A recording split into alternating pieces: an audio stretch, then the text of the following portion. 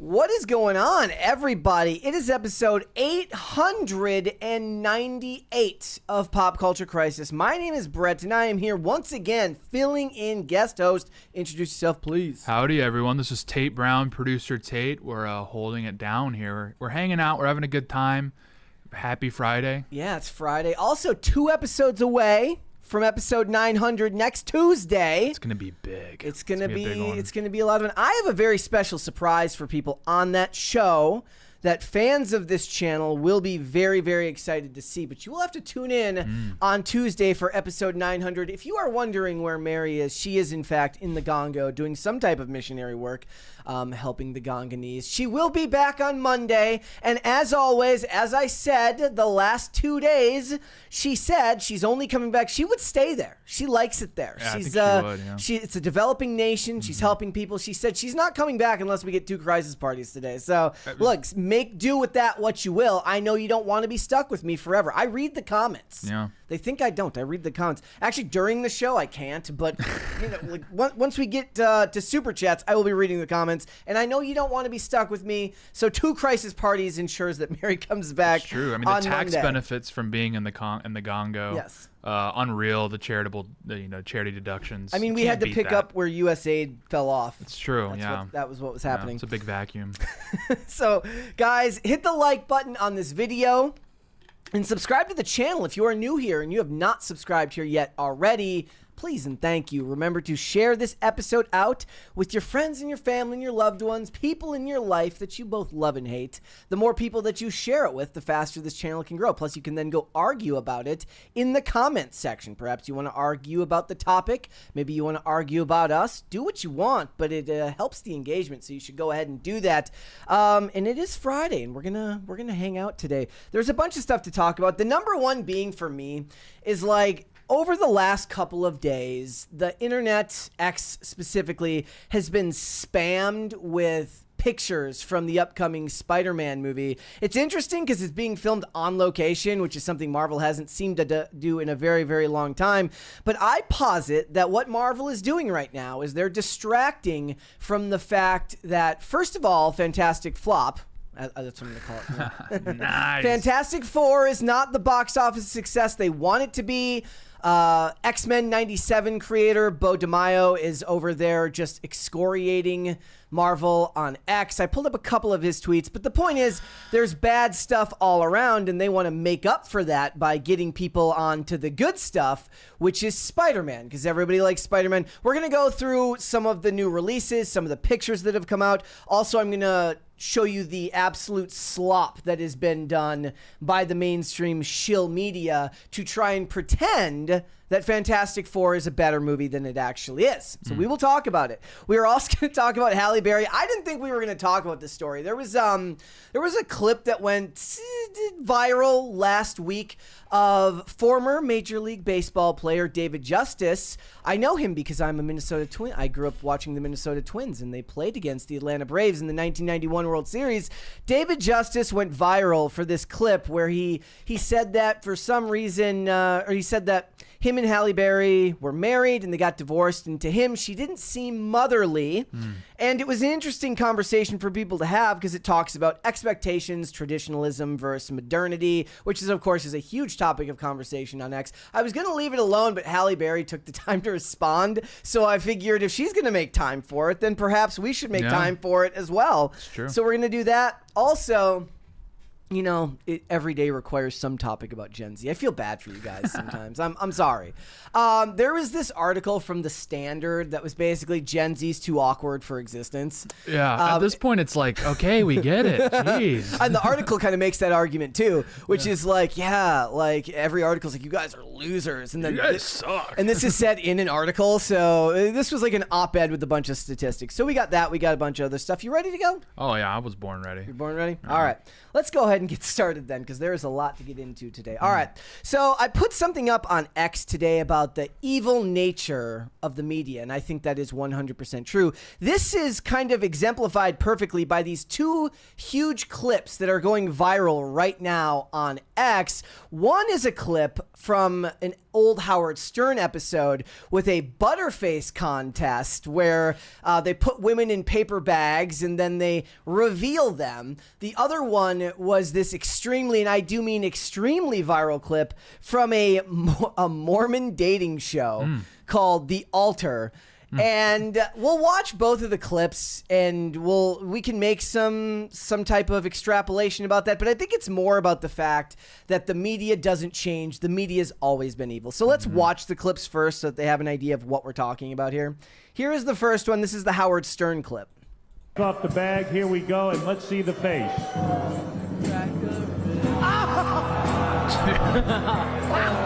Okay, That's crazy. That lady, this thing being like, oh my God, look at that, is crazy work. So let's continue. Is that a speed bump on the way? Stacy, it's got to be hard when the crowd starts. Scream is crazy. James, you give her the microphone. So We got a 20 here from award-winning... Mary wouldn't say that word, therefore Taint. Mary wouldn't say it, but I will. Hey, Tate, my username is award-winning Taint. Isn't that funny? Okay, bye. That's very, yeah. It's, I've been, nicknamed Taint by, I think, some people in the morning show crowd that aren't happy about Tim's absence. Oh, that's not good. But you know what? I think it's a badge of honor. You get a nickname because people know who you are. Exactly. And plus, you wear it with pride. Yeah, but I like your username. Your username, it hits. It hits. All right, let's continue here. James, you give her the microphone. Stacy, it's got to be tough when the crowd starts freaking out when you take the bag off your head. Is it hard for you? No, not really. How did you end up here in the butterface? Some guy tell you about it? No, actually, my friend Candace had put me into it. Her friend Candace hates her, apparently. Yeah, I guess. Setting her up for... Wow. Did she tell you? Okay, so that was the Howard Stern clip. There was a lot of people having a discussion about how this is why millennials ended up being what they call woke scolds because they were raised on. I didn't know it was this bad. They were like, maybe feminism had a point. Yeah, I didn't know it was this bad. I would have become like a full-blown SJW And then, growing up on this. Oh, man, we need that term back. SJW. We don't hear that one enough. And then this is the other clip. Again, this is from a Mormon dating show called The Altar, where 20 Mormons are put together to go, to form blind dates. They're on opposite sides of a curtain, so they can't see each other. And this is from a YouTube channel called Provo's Most Eligible. If you don't know, Provo, Utah is like where Brigham Young is, so it's like LDS Central. Let's watch the clip and then we will continue. I'm Riley. I'm 24. I'm from Houston, Texas. And honestly, I'm down for any good adventure. I just got scuba dive certified and I'm planning to go to Australia this summer, so I'm super excited about that. And then I just picked up skiing like 2 years ago. And I honestly love any themed party. Like, those are like my favorite things to go to, my favorite things to plan. And I'm looking for someone that wants to be my adventure buddy, and it's someone that I can trust in and is going to be there for me. Aww. If any gentleman would like to get to know Riley more, please step forward.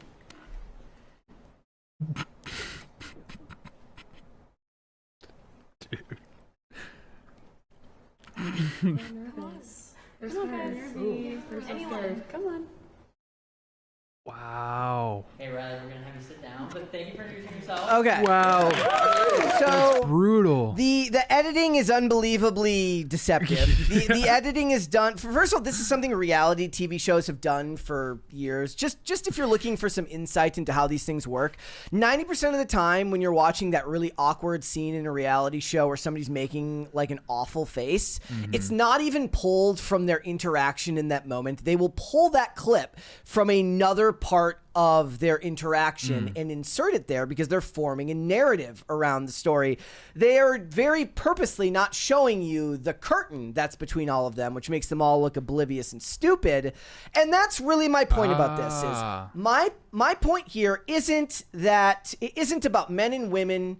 It's got nothing to do with whether these guys should have been excited to date this girl or that girl before should have been offended at the treatment on the Howard Stern show. My point is more that the media is evil. And it's what, when I go on IRL, that's what I tell you, that the media is evil. And it doesn't matter the generation. The only difference is when Howard Stern did it, when Gen X did it, for the audience of millennials, it was basically a weird form of like, it was like not abusive, but it was a spectacle. It was cruelty through spectacle. Now what we see when it comes to Gen Z, because society has deteriorated so much, it's things like the Whatever podcast or Jubilee or any of these things where instead of having an outright kind of showman version of cruelty, it's couched in this pseudo-intellectual desire to understand why everybody is so miserable. But it's the same tactic. It's cruelty through media manipulation. Yeah, well, I actually think the second clip is more brutal than the first one. Yeah. Because the second one, you're like pouring your heart out.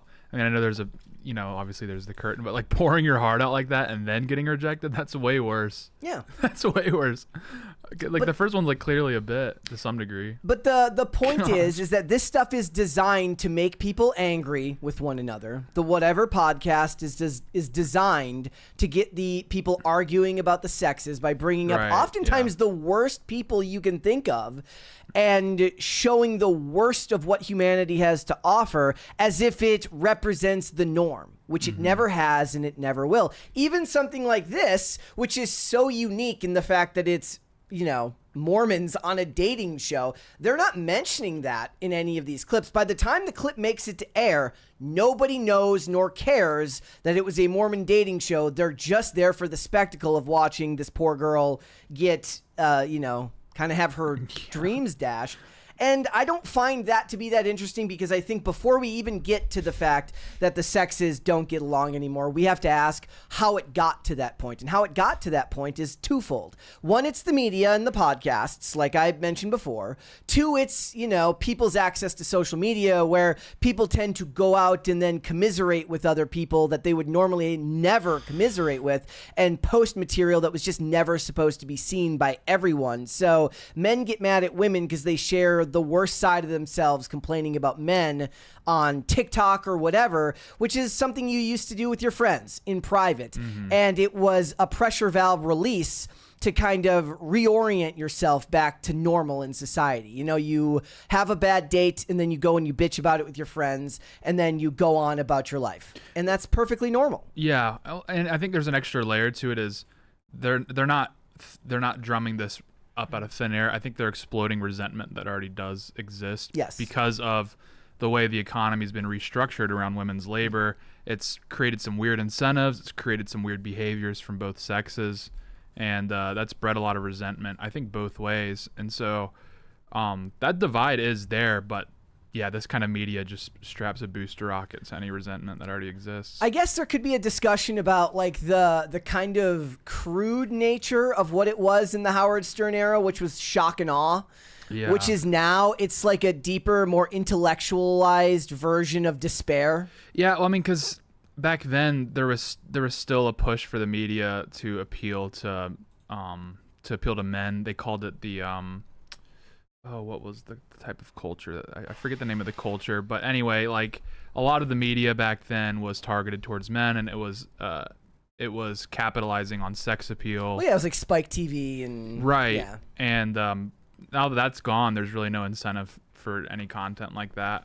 And so instead, this seems like the female version of that, which is, a total beat down, but emotionally. Yeah. And I think in a lot of ways that's worse. So there's a 20 here from guitarist Gabriel. Says, Tate, you've been a great addition to the Timcast lineup. I was getting pretty bummed with Tim when Tim started missing all those episodes, but found myself looking forward to your funny comments and levity in the political conversations. Thank you, man. Let's go. I appreciate that. Means a lot. Thank you. There you go. Appreciate I mean, it. that's like a big burden to put on your shoulder to do the morning show. And then to be around and host IRL, like that's a lot of responsibility to put on you, given the size of the platform. Yeah, I mean, I have like zero media training either, so I'm just winging it. I mean, that's you and me both, my friend. Yeah, that's yeah. You and me both. But no, that means a lot. I appreciate that. We're that's all nice. winging it out here. There's a 20 from Pop Culture Junkie. It says, Brett, seen some recent articles pasting the Polad family over the I don't know what pasting means in this respect. The Polad family over the management of the Minnesota Twins. Any thoughts? Carl Polad died like a long time ago, right? Like I don't remember, but That's back. I saw a Denzel Washington clip today where he was talking about how sports commentators need to shut up. And since it's Denzel Washington, I agree. Yeah. I agree on just on the basis that it's Denzel Washington. So I will refrain from sharing my thoughts on that. But okay, so the other thing about this is, to me, really, is that one of the assessments that I saw of the Howard Stern clip was like, no wonder we ended up with a generation of woke scolds and feminists. Look at the media that they were raised on, because the argument is usually made around South Park. They're like, how did everybody get so offended? We grew up with South Park. But then you see stuff like this, and the woke scolding does tend to be from the women in the most, pliable of men, I guess. Yeah. So it's not hard to understand where that concept comes from when men were raised watching stuff like this. And like I said, I don't think that anything is really that different. You go back to making men fight to the death in the Colosseum. Media has always been evil, and that is far more diabolical than any confrontation that could be had, in my personal opinion, between the sexes that comes from stuff like that. Yeah.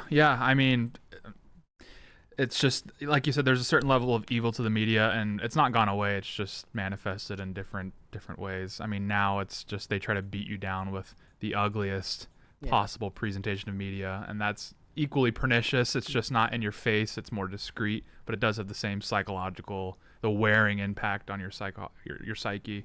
I agree. Yeah. All right. Let's move on. This is a little bit more avant-garde because the article itself annoyed me. I think this is actually from last week, so forgive me for going on something that's a little bit dated. But James Cameron recently gave an interview with Rolling Stone, and Variety did what they do. They pulled the articles from it. They kind of cut it up into pieces.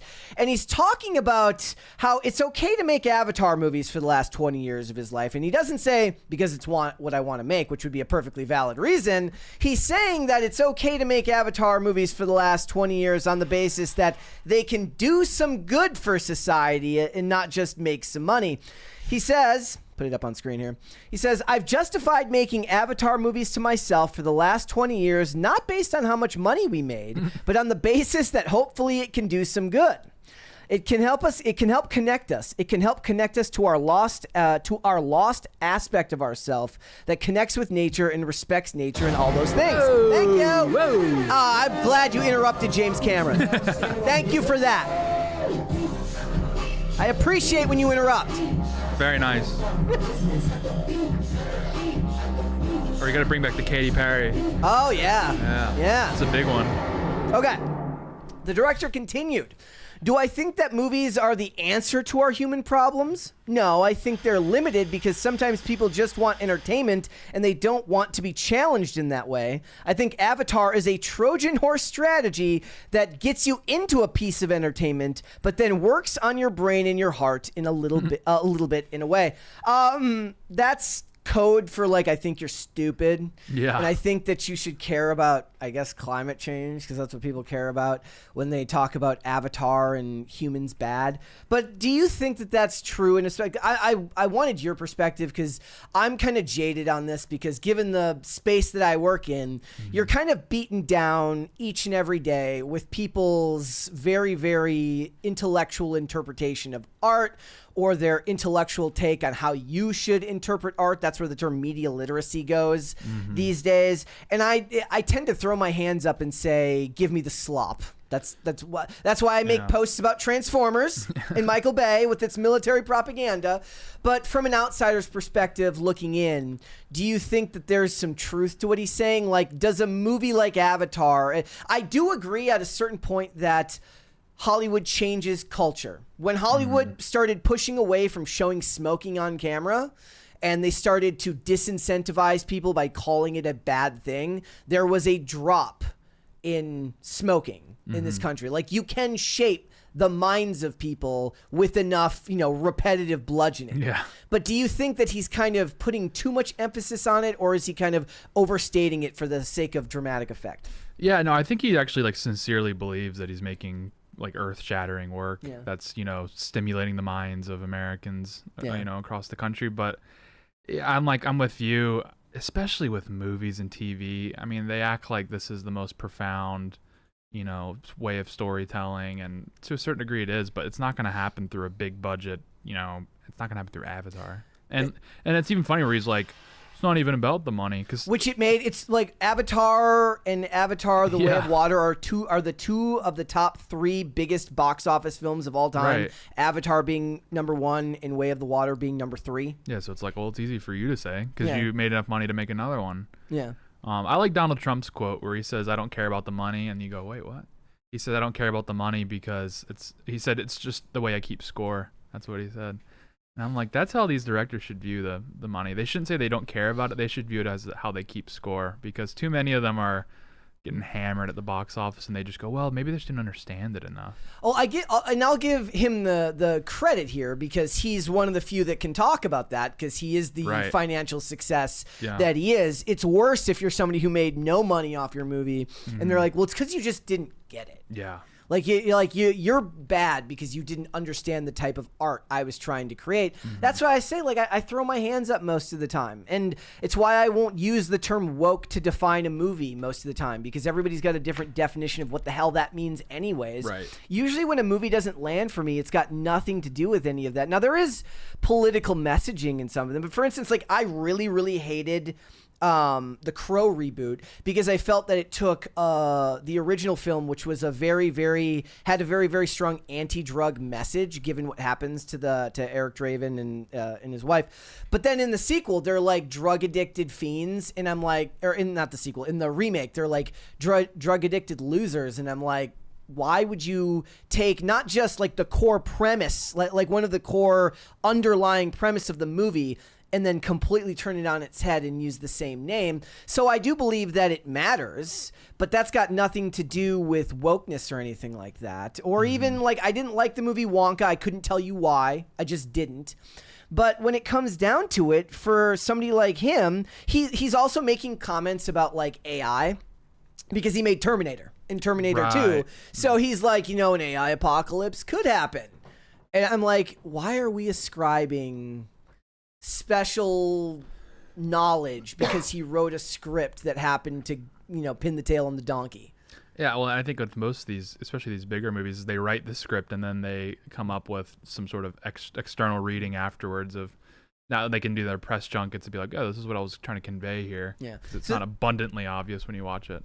This is what he said. He said, look, I do think there's still a danger of a Terminator-style apocalypse where you put AI together with weapon systems, even if the level of nuclear weapons systems, nuclear defense, Counter-Strike, all that stuff, because the theater of operations is so rapid, the decision windows are so fast, it would take a super intelligence to be able to process it, and maybe we'll be smart and keep a human in the loop. And again, do you think anybody can get normal people to care about what Sam Altman thinks about these things? They don't. Normal people don't care, but people will ascribe special. I do like that he mentioned the weapon systems part of it, because that's more core to what he's talking about. But that's not what people are afraid. It's kind of detached from reality, because that's not what people are scared of when they're talking about AI these days. They're more concerned it's going to be like me. One day I'm not going to be here anymore. Tim's going to fire me, and it's going to be an AI representation of me on screen, and you won't even be able to tell the difference. Yeah. Right? Yeah, I mean, I don't know. I think people like Sam Altman especially, they're such a big deal. The AI stuff in general is such a big deal online, and there's not really much discourse around it. When you leave, it's just people kind of appreciate ChatGPT. I think they view the biggest threat of AI being replacing their jobs. I don't think they're concerned about Terminator, doomsday situations. So, but how boring would a script be if it was just slowly getting automated out of a desk job? Now that's going to be a TV show. That'll be because they are making a sequel to The Social Network. Yeah. Now we'll get in 10 years, we'll get The Social Network 3, and it will be everybody losing their jobs because whatever AI program will automate you out of. First it'll cut to a taxi driver and he vanishes because a Waymo is replacing him. You look back at the credits to old movies like Transformers, and there's 9,000 names in the special effects section. Now it's just going to be 15 people working with various AI programs to have the turnover be quicker. It's if only James Cameron. If only James Cameron warned us about this. If only there was a movie that came out, but he he started talking about the Terminator. But it's too boring if they do it that way. I mean, David they've tried Cameron. to do. There was movies like Subservience with Megan Fox, where she's basically like an erotic AI sex bot. Yeah. And that, of course, that's where Hollywood's mind goes all the time with these types of things. Is there like an aspect, because like Tim likes to talk about AI a lot. Yeah. Is there like an aspect of AI that you think would lend itself to actually interesting storytelling? As far as like discussion of AI or AI itself? Of AI itself. Oh, because all it's doing is just regurgitating data. Like it can't originate a new idea entirely. But I mean, yeah. But most of the movies that are coming out now are just regurgitated data. Like it's nothing really profound. So yeah, why not?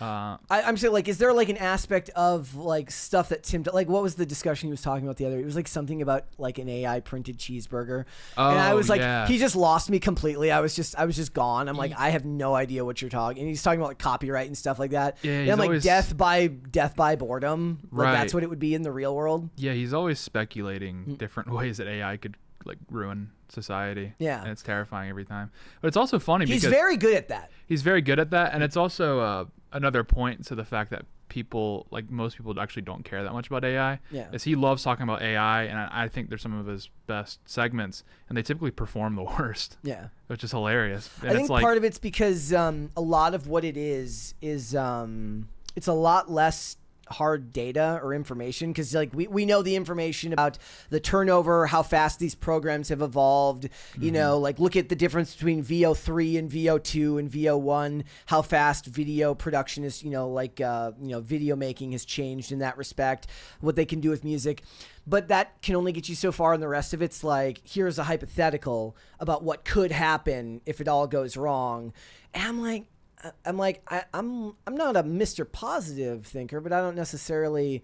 I'm a pragmatist most of the time, and that's more on the side of doomerism to me. Yeah, that's fair. I mean, I don't know. I mean, I'm also plugged into these worlds that are very pro AI, and they're right of center. Yeah. Like what? I mean, it's a much longer discussion, but as far as there's the population's declining, and we also simultaneously want to wean off of foreign labor, like mass immigration, that sort of thing. The only solution will be AI. You think so? Well, I mean, yeah, either that or you just let your economy retract, which won't be an option, because the only way you're going to sell this to the American people is you have to sell a rock star economy. That's just how it works. And so the only way you're going to do that is with automation and AI that can replace these high skill jobs as our population declines as a whole, as the labor market shrinks.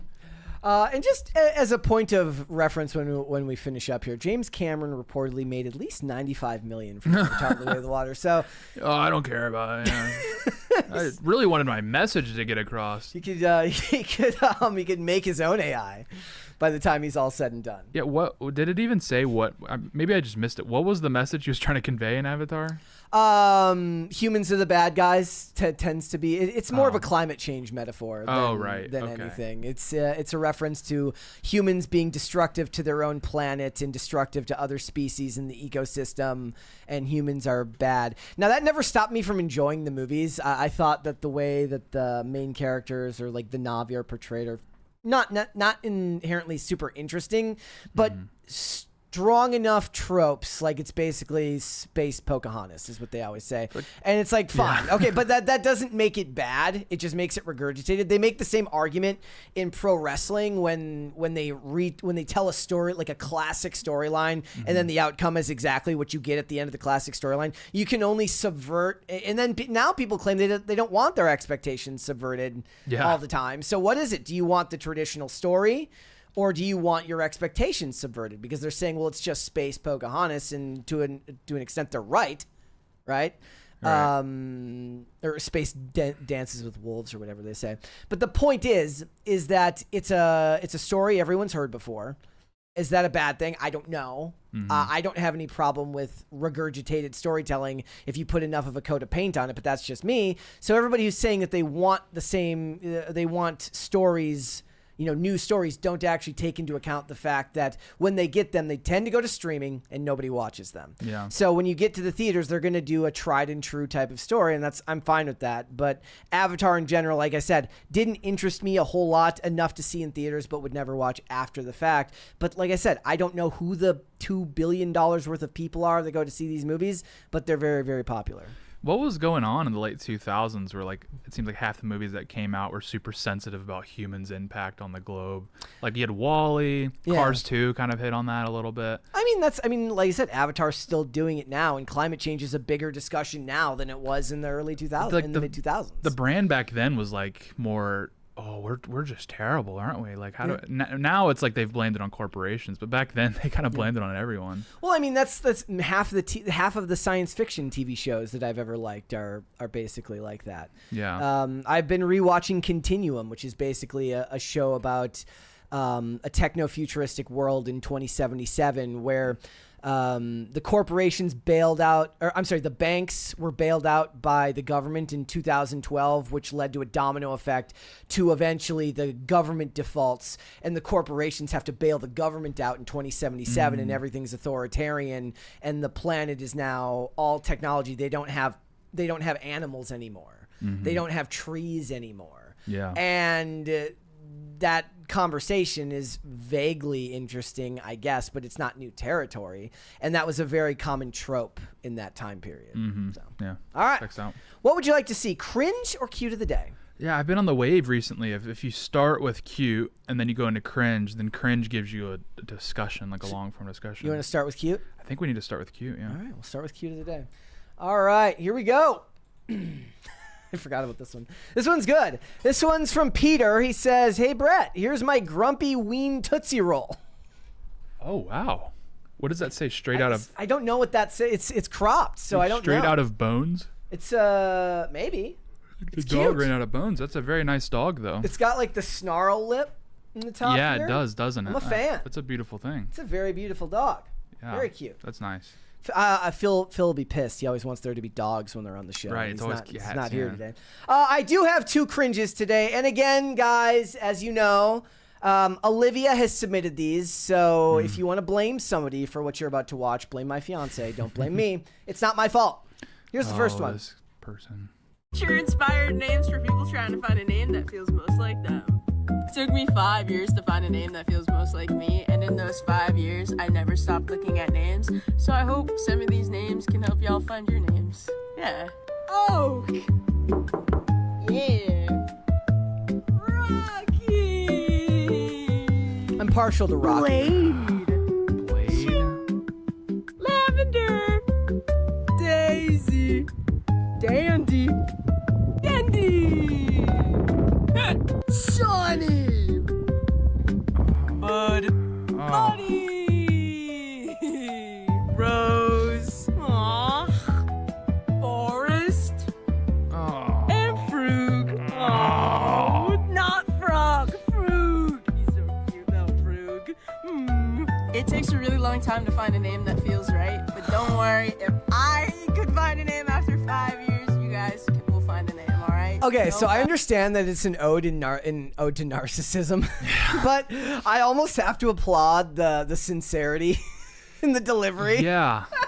Can't help it. Yeah. I don't know. Is that? I mean, what? So what? This is like a post transition thing or something? I guess. Like I don't know. Thanks, I've had my Olivia. name for This a is- while, like since birth. I so. was born with it. Yeah, I didn't have any say, but seems like me, I guess. But All right, we got one Frug, more. is that a name? Frug, maybe? It's like a Dutch name or something? Maybe it's like short for frugal. Yeah, it could be. Yeah. Okay, we've got one more here, and I brought Oh, this guy back. again. He's back. Oh my gosh. This is the one I was going to show you yesterday. This one's worse.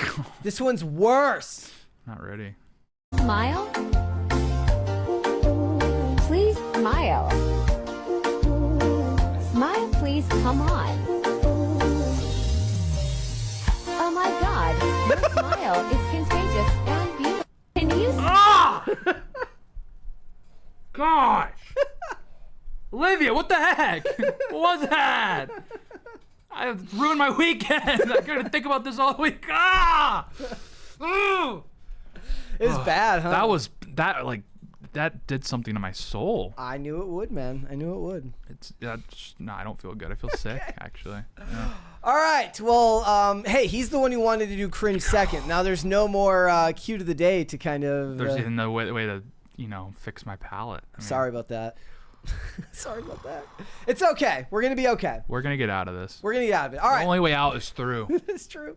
Let's do it. Speaking of the only way out is through, that is the only path forward for Marvel Studios right now, who I believe is on one large distraction campaign for a myriad of different reasons, if you ask me. The number one being the fact that Fantastic Four First Steps isn't doing the gangbuster numbers they were hoping it was going to do at the box office.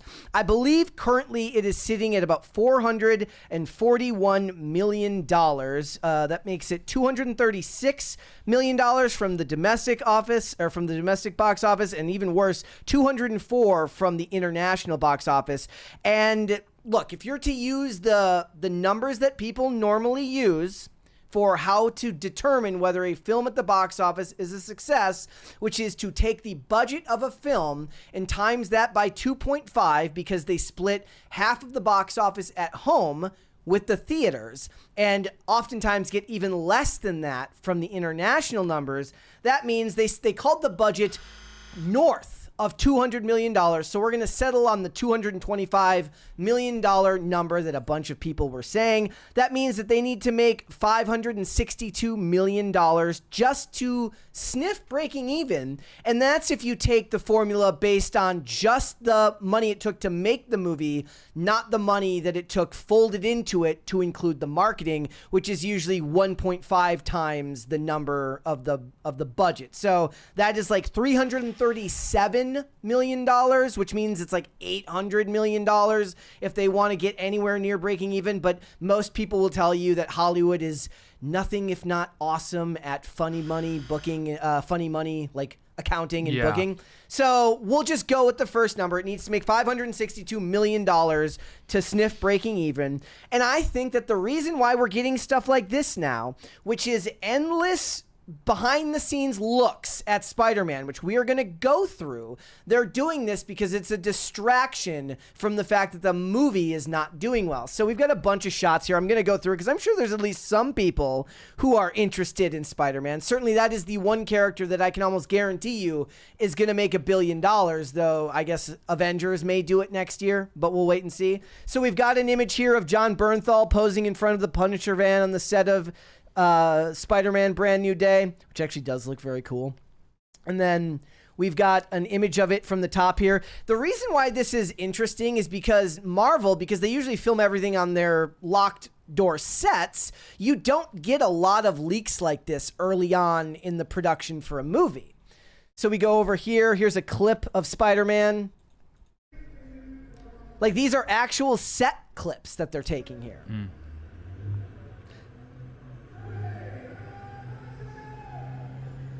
Spider-Man on the Punisher van with people running and yelling. I wonder what they're saying to each other. So we'll move on. Like I said, there's a lot of these right now. There are endless set photos that are coming out right now. There we go. There we go. There was people calling Tom Holland out of shape just because he's not 16 anymore. He's actually just really like buff now for his height. Yeah. And they're like, oh, he's fat. He's stretching out the suit. Here's another one. Literally, it says how many of these are there because they're just endless set photos. These are the ones I posted the other day. This is why Supergirl stands no chance because Spider-Man is like standing cool on a freaking tank. And then we have this one. This was that from the behind the scenes shot of him on the van. And that's a stunt double. Here's him with fans on the set. You all good? We can pick up. You all good? We can pick up your face. Yeah, what's good? How's your face? Another reason Spider-Man will again make $1 billion because kids will make their parents go and take them to go and see it. More pictures. Actual shots of, I guess, web slinging. And then there was this one. It's him just picking up a kid and saving him. we can't use the copyrighted music. It's a good one, too. That's the worst part. Saving a kid on a scooter. Oh, Okay? nice. I'm just saying, most of the time, this many like I don't need to watch the movie now. images of behind the scenes stuff don't come out that much. This, it says, there's not a shadow of a doubt that Spider-Man Brand New Day is taking inspiration from Marvel's Insomniac Spider-Man.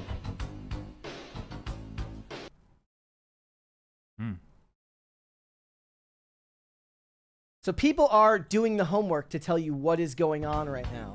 Pause that. And then more shots with, fans in the foreground watching Spider-Man. And then this one, I don't know if this one's real, so I didn't, I put it at the end because I was like, they didn't practically blow up that building. So. Yeah. There was a huge fire today on the Upper East Side, so I wonder if maybe there's a scene being filmed. Okay, you never know. FDNY could have been happy about that, but very possible. Now here's my point, and this is why I make this reference here. The media now, because the media is corrupt and the media wants to shill for Marvel, is releasing all of these really, really funny comparisons to other box office releases. So this one says, Fantastic Four First Steps blasts past Oscar-winning Disney princess movie in studio charts. So according to this article, it's important for you to know that Fantastic Four has passed Brave New World, the new Captain America movie, Thunderbolts, and the original Beauty and the Beast movie from like back in the day. Like it was like the 30s. And then if you think that one's bad, I can at least give them some forgiveness because those are like other Disney properties. Somewhere along the way, somebody thought it was important for you to know that Fantastic Four First Steps is poised to outgross a 92% rated Matt Damon spy thriller, i.e. The Bourne Ultimatum from like a lifetime ago. Yeah. So they put the box office numbers here as if this is supposed to matter.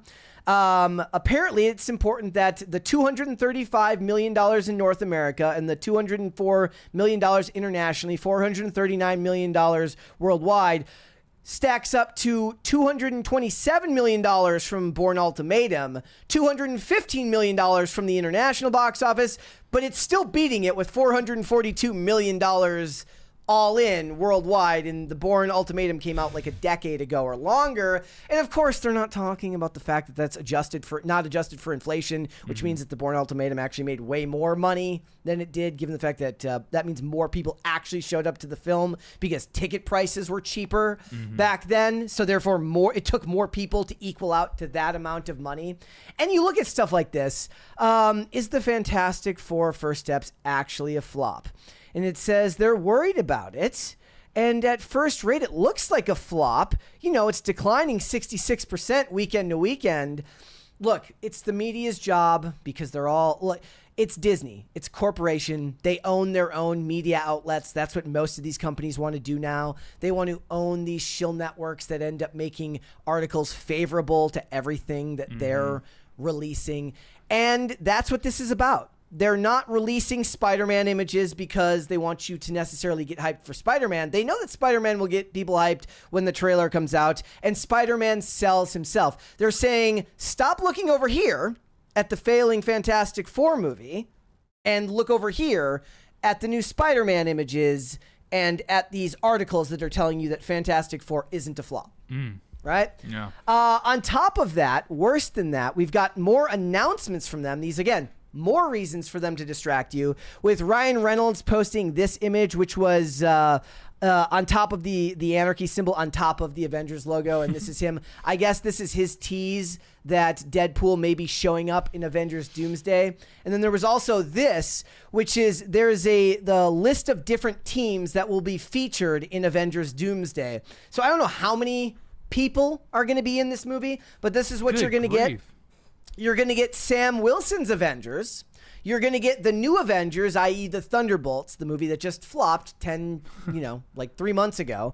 The Fantastic Four, which flopped and is flopping as we currently speak. Team Loki, people actually really, really like the Loki TV series, but again, that's a TV series.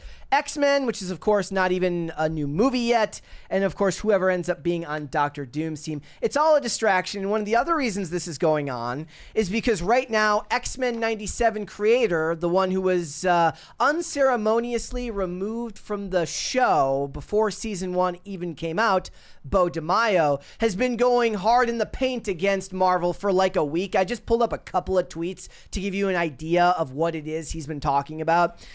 This is back on August 2nd, so all the way back then, when they were talking about the opening weekend for the Fantastic Four, and it's $117 million domestic opening. He says, "This is unfortunate. It's a good movie, but it confirms what I've been saying. Marvel Studios has a major leadership problem, an even bigger brand issue, and is generally out of sync with its core audience.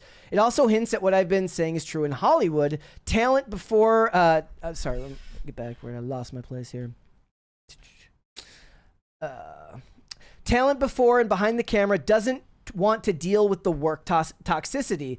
This is what happens when you abuse the artists. You need to make films connect with both fans and audiences. Writers don't want to be cheated or script fees, and actors don't like filming movies when the script hasn't even been finished yet. That is what is going on with Avengers Doomsday right now. They are in the process of actually writing the third act while they're filming acts 1 and 2. Which doesn't signal strength to anyone. It signals disorganization. Says, and those who risk doing it end up at the studio not setting them up for success. Again, he made an infinite amount of tweets just excoriating Marvel right now. He says, this is in relation to somebody saying it sucks because the new Fantastic Four is great. People aren't going to go to a movie and spend more on drinking popcorn than an actual ticket when it'll be on streaming next month. That could be in relation to Superman coming out August 15th, barely 30 days after the movie came out. He says, this too, but at its core, Marvel Studios has spent the last 5 years bragging about how they hire talent and executives that don't read the comics and that hiring fans is a problem. Who at Disney thought this was a good tactic? Never mind something to gleefully brag about during the press release for your fan base. He's right.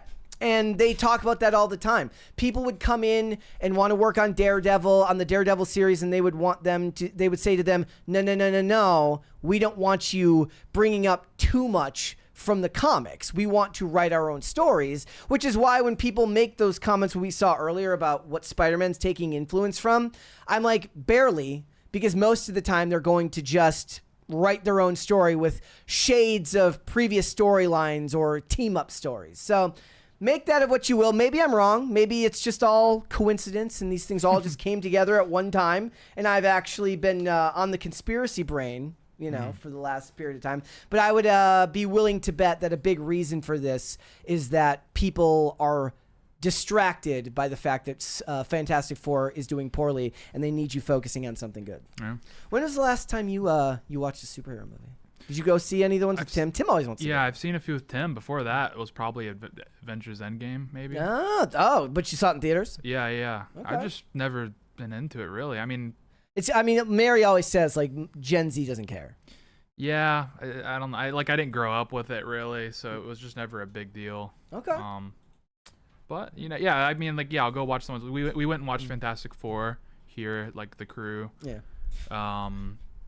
What was the one for the new Avengers? We went and saw that, and it was like, all right, better. There's worse ways to spend 2 hours, I suppose. There you go. All right, let's move on. Again, guys, we've got one crisis party. We're like halfway to a second. I know you don't want to be stuck with me forever. It'd just be superheroes all the time. Yeah. It'd just be me talking about Marvel and Spider-Man and DC and Superman. It'd be me talking about Batman all the time. Eesh. You were like, do you really want that? I know you don't want to be stuck with me. So let's get to a second crisis party. All right, let's move on. So this was big story is a little bit of an exaggeration. This was huge story. This was a story that came out last week that people were talking a little bit about. There was a former famous baseball player named David Justice. I know this because David Justice played for the Atlanta Braves. The Minnesota Twins played the Atlanta Braves in the 1991 World Series, so his name was etched in my brain. He went on this podcast and he was talking about life with his ex-wife Halle Berry, who is of course one of the biggest names in Hollywood, has been for a very long time, and he was getting absolutely ruthlessly mocked on the internet because in this podcast appearance he talked about how he felt that she wasn't what he referred to as motherly, and of course there was more to it than just that, but people kind of deduced it down to the most rage bait inducing part of this conversation and turned it into, at least in my opinion, more than was actually there. But Halle Berry has since responded responded in a snarky way, so I feel like we should talk about it. So let's first watch this clip of David Justice while he was on this podcast talking about his life with her, and then we'll go and we'll look at what she said, and then we can go through it. So here it is. We probably could have made it if I knew about therapy. If we knew about therapy, we probably could have made it, because we never had any major issues like that. It's just that because I was young and had only been in, honestly, one real relationship before her, my knowledge and my understanding, my wisdom around relationships just wasn't vast. So I'm looking at my mom, and I'm a Midwest guy. So in my mind, I'm thinking a wife at that time should cook, clean, traditional, and then I'm thinking, okay, if we have kids, is this the woman I want to have kids with and build a family with? And at that time, as a young guy, she don't cook, don't clean, don't really seem like motherly. And then we start having issues. Listen, we never, I'll say this. We never had any issues about other women, other men. So that was the majority. The rest of that stuff, that's not what people were clipping. They were clipping the stuff about him talking about her not being motherly. They were married in like 93, like the early 90s, right? Before her career really took off. She was not super famous yet. They were married in 93 and divorced in 97. What a lot of people didn't understand was at that time, he was the bigger name. He was Rookie of the Year in the National League in 1991. He went to 2 World Series in 91, 92. We beat you in 91, guys. Sorry about that. Kent Herbeck says hi. And then he was a league all-star in 93. And I was like, what was he making money-wise at that time? And it was like, he was worth like an estimated of $6.3 million around 97 before endorsements, and a big part of baseball contracts, a baseball player's wealth doesn't necessarily just come from the contract. It comes from whatever endorsement deals that they get. And then towards the end of their relationship was when she kind of hit it big with a movie called Executive Decision, which was like, she got like $1 million to play that role in that movie, and got a contract with Revlon for like $3 million. And that's a lot of money too. But during the early parts of their relationship, that wouldn't have been the thing. So the question is it even bad to necessarily expect that from someone? Because he framed it in a way that was like, this is all I knew. Again, he was being very apologetic. He's like, look, I grew up in the Midwest. Yeah. This is all I knew about these types of things. And to his credit, he met a woman named Rebecca Villalobos the next year, and they've been married for 24 years since then. Yeah.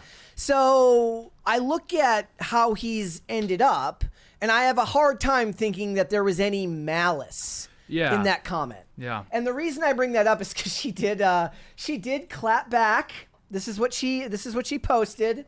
Cooking and cleaning and mothering. Oh gosh. The thing is, not trying to be mean, she's been married 3 times. First to David Justice, then to a guy named Eric Benet, and then Olivier Martinez, who was an actor. So, depending on what you think about how things work out here, I don't want to fault her, because look, marriages don't work out for some people. That's fine. But what it comes down to, it seems like he's living his values. He's living the values that he was taught when he was younger. They both have kids. Now, she's been married 3 times, but they both have kids, and she's actually gone out of her way to talk about how important being a mother is to her. So it's not to say that she's not somebody that's, I guess, a bad person necessarily.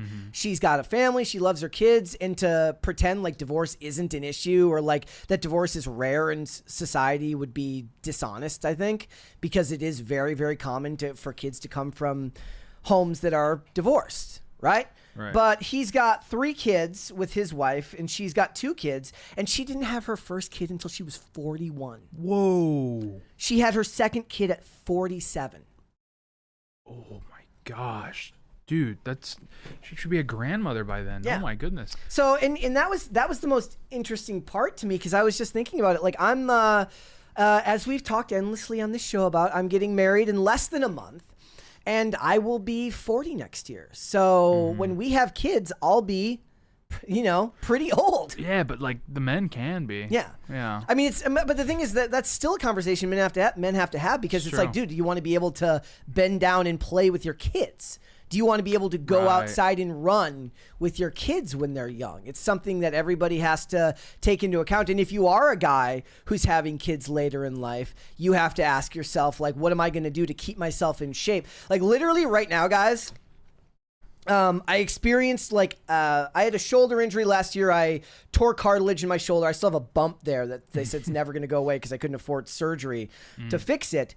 And right now, like on Sunday, I slept bad and my neck has been a mess since then. And I was skating last night and there was legitimately tricks I couldn't do because I couldn't turn my head a certain amount, a certain direction. So you have to take that very, very seriously if you're going to have kids. But I don't think that anything he said, was there anything in this clip that you felt seemed off? Because it just felt like he was getting a lot of hate, and most of it was from people who were saying, like, imagine telling Halle Berry, I almost said Katy Perry, almost imagine telling Halle Berry that she needs to stay home with the kids and cook and clean.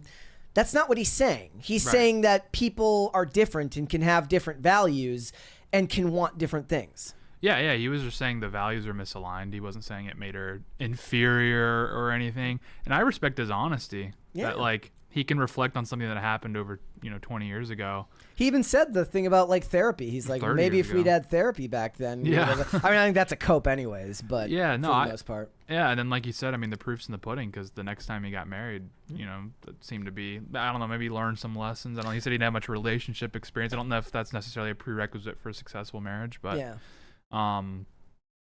Also, look, Halle Berry has this trend of, like, she loves to post the thirst traps in her 50s, which always initiates, like, some discussion back and forth with people about whether that's appropriate at that age, and people can have that discussion all they want. I would be more inclined to dunk on her if she was childless, but she clearly has kids and loves her kids. She says that being a mother has been the greatest thing that's ever happened to her. You can dunk on her all you want for relationships not working out, but that's not always, that's rarely, if ever, one person's fault. It's, you could say it's mate selection, whatever, but people make mistakes. But I'm just like, why would you take the time to respond to this? I know, that's just, especially because he's on, like, Matt Barnes' podcast. I mean, that's like... That's not worth a response if you're Halle Berry. We're talking about Matt Barnes here. Like, maybe he'd been on Joe Rogan. Like, yeah, if okay, it was Rogan, it'd be like, okay, or Timcast IRL. Yeah, we need to get him on. Matt Barnes. Be like, oh, David Justice. Like, so you're like a trad dude, right? He's like, what are you? And then he's like, you politically brained weirdo. It's like, what are you talking about? Even the guy said traditional. I feel like that's because it's a buzzword now. Yeah. And people hear the term traditional, and like now trad wife has been turned into this weird type of like internet weapon. Just an aesthetic. It's like it's a form of classification now that doesn't even necessarily, it almost never comports with reality, which is like being a trad wife means like putting on a flowery dress and baking things in front of your on your phone, right? Like, and filming a video of you baking things. Yeah.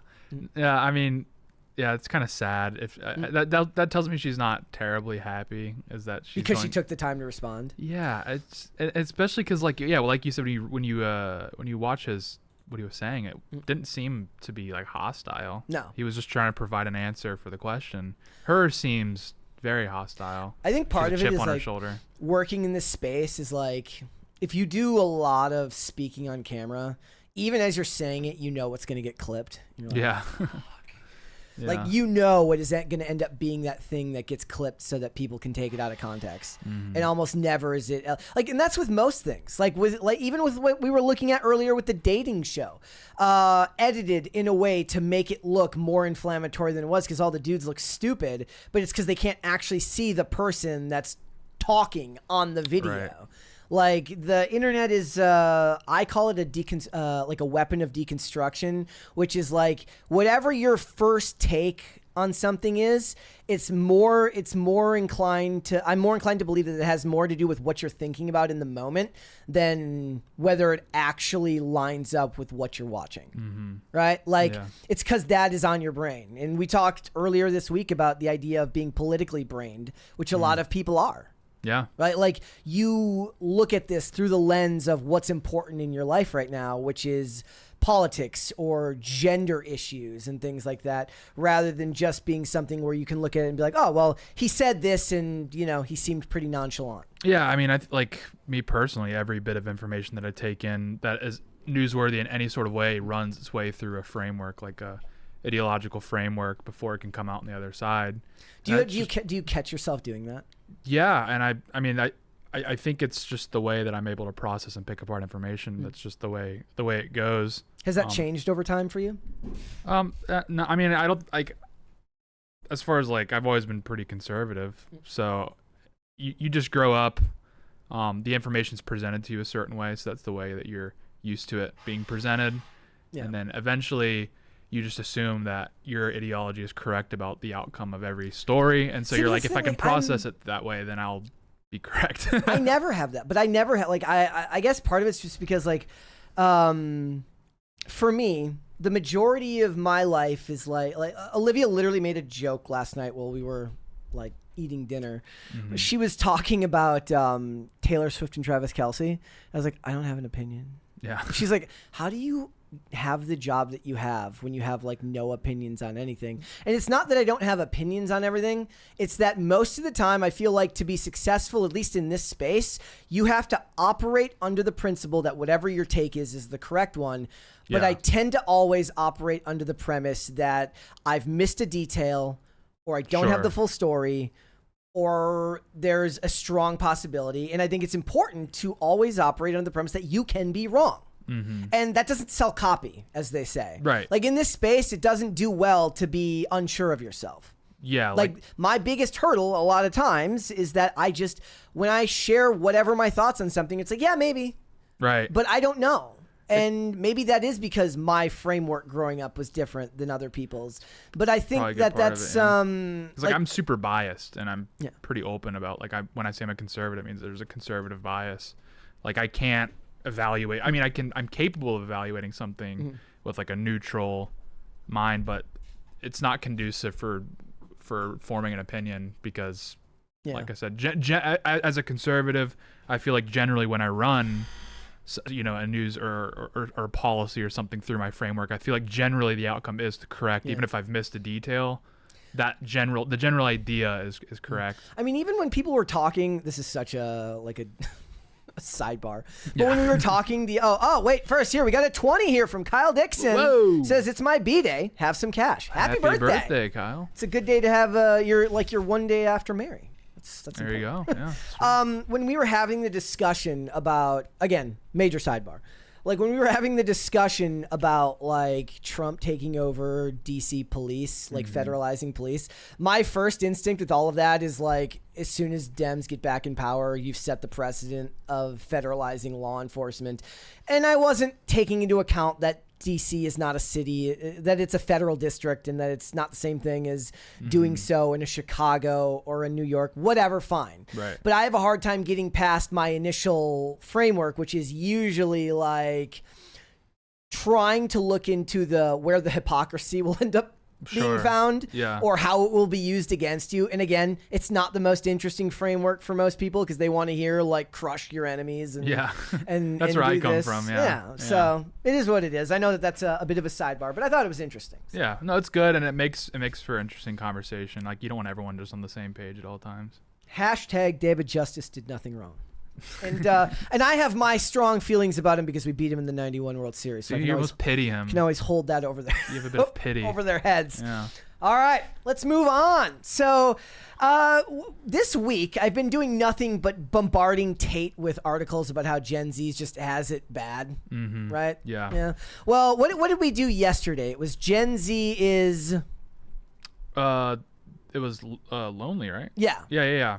And then before it's that, so hard to keep up with the black pills. I know, right? It's different every day. We have more of a Gen Z black pill for you today, ladies and gentlemen. I'm sorry. This is Generation Awkward. is what they're talking about. This is Generation Lonely. So there was a new Hinge survey done. I love these Hinge surveys because they're always the funniest because it's people on dating apps. A new Hinge survey says that 65% of Gen Z want to meet people in real life, and 85% of Gen Z say they feel lonely like so many others my age. This is somebody writing an article. I was desperate for in-person connections outside of my work and existing groups. I'd moved to northern London. Oh, that was your first problem. And I wanted an activity where I could meet new people in my community, yet my awkwardness, my inbuilt Gen Z cringeometer made this task insurmountable.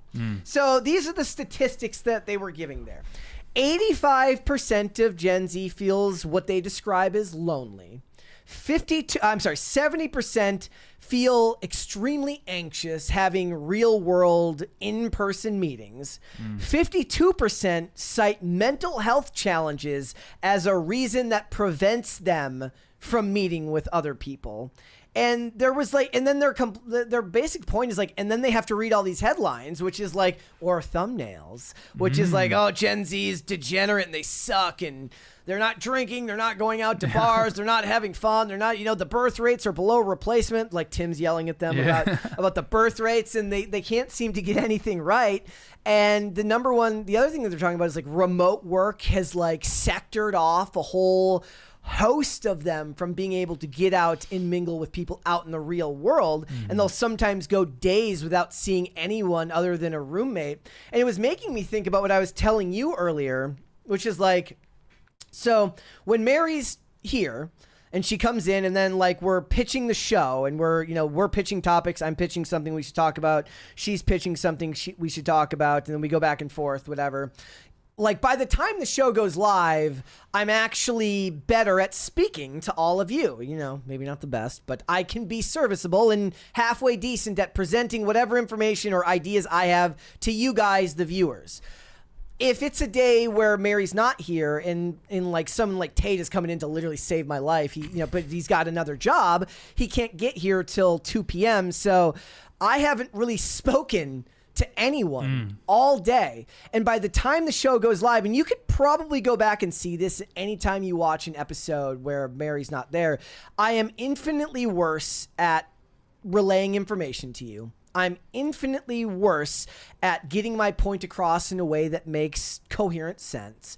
It's not as personable. It's not as easy for you, the audience, to connect with. And you can make that same comparison to somebody who spends all their time working remote, then having to like go assault themselves by entering the real world and expecting them to have real world interactions that are going to be fruitful and lead to something like a relationship. Yeah. I mean, I say it all the time, but it's just the only word that can come to mind. Is Zoomers just didn't matriculate properly. They didn't enter a space in which they could learn from others on how you properly socialize, how relationships properly form.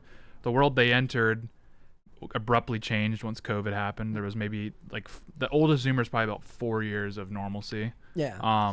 Oh, by the way, this is such again, sidebar. I did hear on a Styx Hexenhammer video him use the word normality, and I started clapping.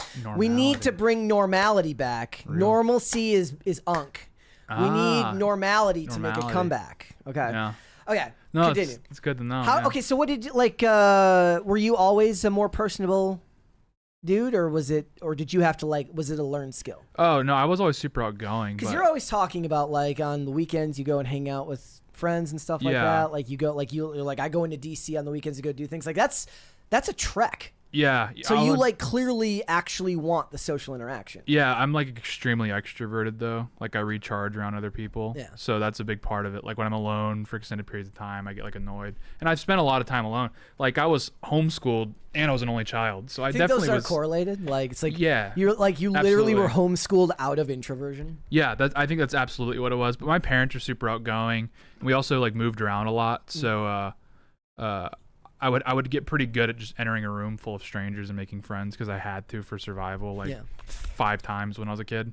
And so, I'm the opposite. Like Yeah. I'm like, so Olivia's far more extroverted than me. I'm outside in public for like 20 minutes and and it's interesting too because the job requires you you still have to be able to speak well. You still have to be able to convey ideas and talk to people, but that's not the same thing as like being necessarily really, really interested or pushing towards social interaction. And that's just like friendship. We're not even talking about, the difficulties of meeting people and getting in relationships, which is a whole nother. Yeah.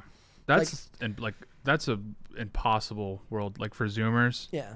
Like there's only so many run clubs if you want to. Yeah, like I'm dating someone we'd met through like a friend set us up. But even that seems rare these days. That seems rare, unless you're from like a small town or a suburb. And I probably wouldn't be dating anybody if it weren't for like my friend saying, "Hey, you should date this. We should meet this person."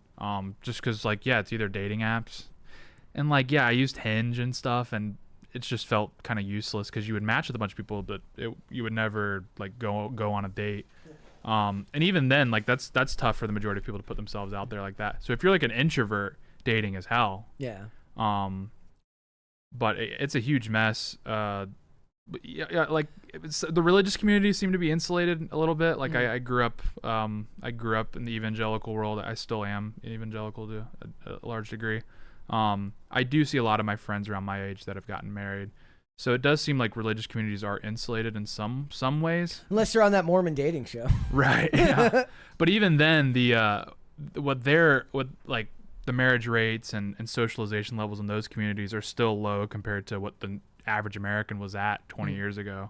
And I also saw an article, which I didn't really pull up here, which is like Gen Z's been priced out of friendship. Like it's too expensive to have friends now. They're like, and they're talking about like you go to the bar and like that's like a down payment on a car if you want to go out and spend a night at the bar. It's just ridiculous. Do you think the main reason for Gen Z being that way is phones?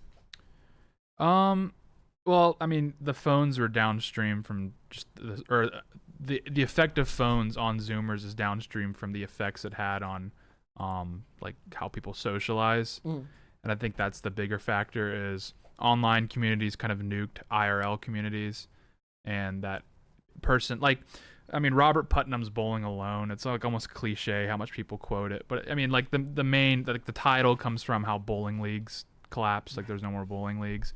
So it's like a lot of these institutions that people utilize to socialize for decades post-war all sort of died out in the 90s and 2000s. Yeah, you don't really see a lot of bowling leagues anymore. No, I love bowling. And it used to be ubiquitous in the 50s. Everyone was in, or they were in like the men were in like a baseball league. I mean, that's Rotary Club. That's still a thing. I don't even know what they do at Rotary Club. Like use rotary phones. Like my brother still plays like league softball, and stuff like that. And that was one of those things where I was like, if I was ever to move home, it would be to do like beer league softball, or to play like pickup hockey. Well, it's a brutal cycle because like now, even if for whatever reason there was an appetite among Zoomers to do that, they don't have enough friends to form a softball team. Yeah, I mean, might have. I think I could in the DC metro area. I could scrounge together a 5-on-5 basketball league. Yeah. And that would be pushing it. Well, if like two guys like flick, it'd be over. Like the YMCA. Yeah, I mean, you could sign up for those, but it's just, at least compared to how they used to be, where it was, a large part of socialization, we're in environments that didn't even require, like, a mission, like sports. Like, people would just, they'd have like dinner parties and you know what the funny thing about sports like that is now is like it's like people with like really strong like a unique trade skill. It's become fodder for content creators where it's like if you've got a unique skill, you're golden to make content online. Yes. Like half my Instagram feed is like woodworking videos and like cutting things at weird angles and then like firearms machining and stuff like stuff that makes for great short form content. Yeah. Or there are like people who are really good at bowling have their own, or pool is another big one. Like if you play, if you're really good at pool, you can clean up on Instagram or on YouTube with shorts. Yeah, I mean, and that's another. I like pool. But that's solo most of the time. Like it's not Sure. them playing in a match, and even Right. then, that's competition. Isn't the same thing as going out with your friends to the pool hall. I don't even know if there are pool halls anymore. There If is. it's There probably is one around here. Elderly people, most likely, just because of Zoomers. I mean, I love pool. Pool's a lot of fun, but They got one at the castle. yeah. Well, and Zoomers don't go to bars anymore, so like a lot of them don't even know how to play pool. So it's like, yeah, the COVID thing, but they're just not matriculating properly, and they're not socializing properly, and that's why you're seeing a lot of mental illnesses. Like humans are social animals. They need interaction with other people. And yeah, when you like everyone has, just because of how COVID went for everyone had a prolonged period of isolation, and a lot of people just haven't been the same since. People get mad at me when they say it, but I had my life was during COVID. So because of everything being shut down, I could skate any spot at any building. Yeah, no if you're a cops, skater, it's probably a no miracle. cops would bother you. Literally, there was a time where I got kicked out and they wouldn't even come up to me. Yeah, they stayed like half a parking lot away, so I could skate government buildings that were empty. There's nobody there, and in general, the streets were barren. Yeah. And I didn't even then a year goes by and I'm out skating and somebody walks by, I'm like, what the fuck are they doing out on the walking path? Yeah. But that's me. And again, I am a more introvert. I'm not antisocial. I'm I feel like antisocial comes with the label of you're bad with people. I can have a perfectly good conversation with people, but it's just I don't necessarily lean towards going out. Yeah. Well, I think what's the word? The post game analysis of COVID. I actually think the introverts came out perfectly fine. I think the extroverts entered as completely different people that they exited out of. I think I'm very different than how I was before COVID. What were you like before COVID, do you think? I mean, how would granted, you describe yourself before COVID? I was a lot younger, but I was much more conventional. I wouldn't think outside the box very much. I was much more high energy, I would say. I mean, granted, some of this comes with youthfulness, but and I had much more hobbies. Yeah. I think after COVID, part of it's maybe because you have so much time. If you're an extrovert, you have so much time where you have to think. You have to listen to the voice in your own head. You have to have these moments of introspection. Maybe you start to reevaluate what's important. You start to get more anxious about time. I think everyone had that to a certain degree, but extroverts especially, because we're not used to having to engage with ourselves, look yourself in the mirror. Introverts spend a lot of time with themselves.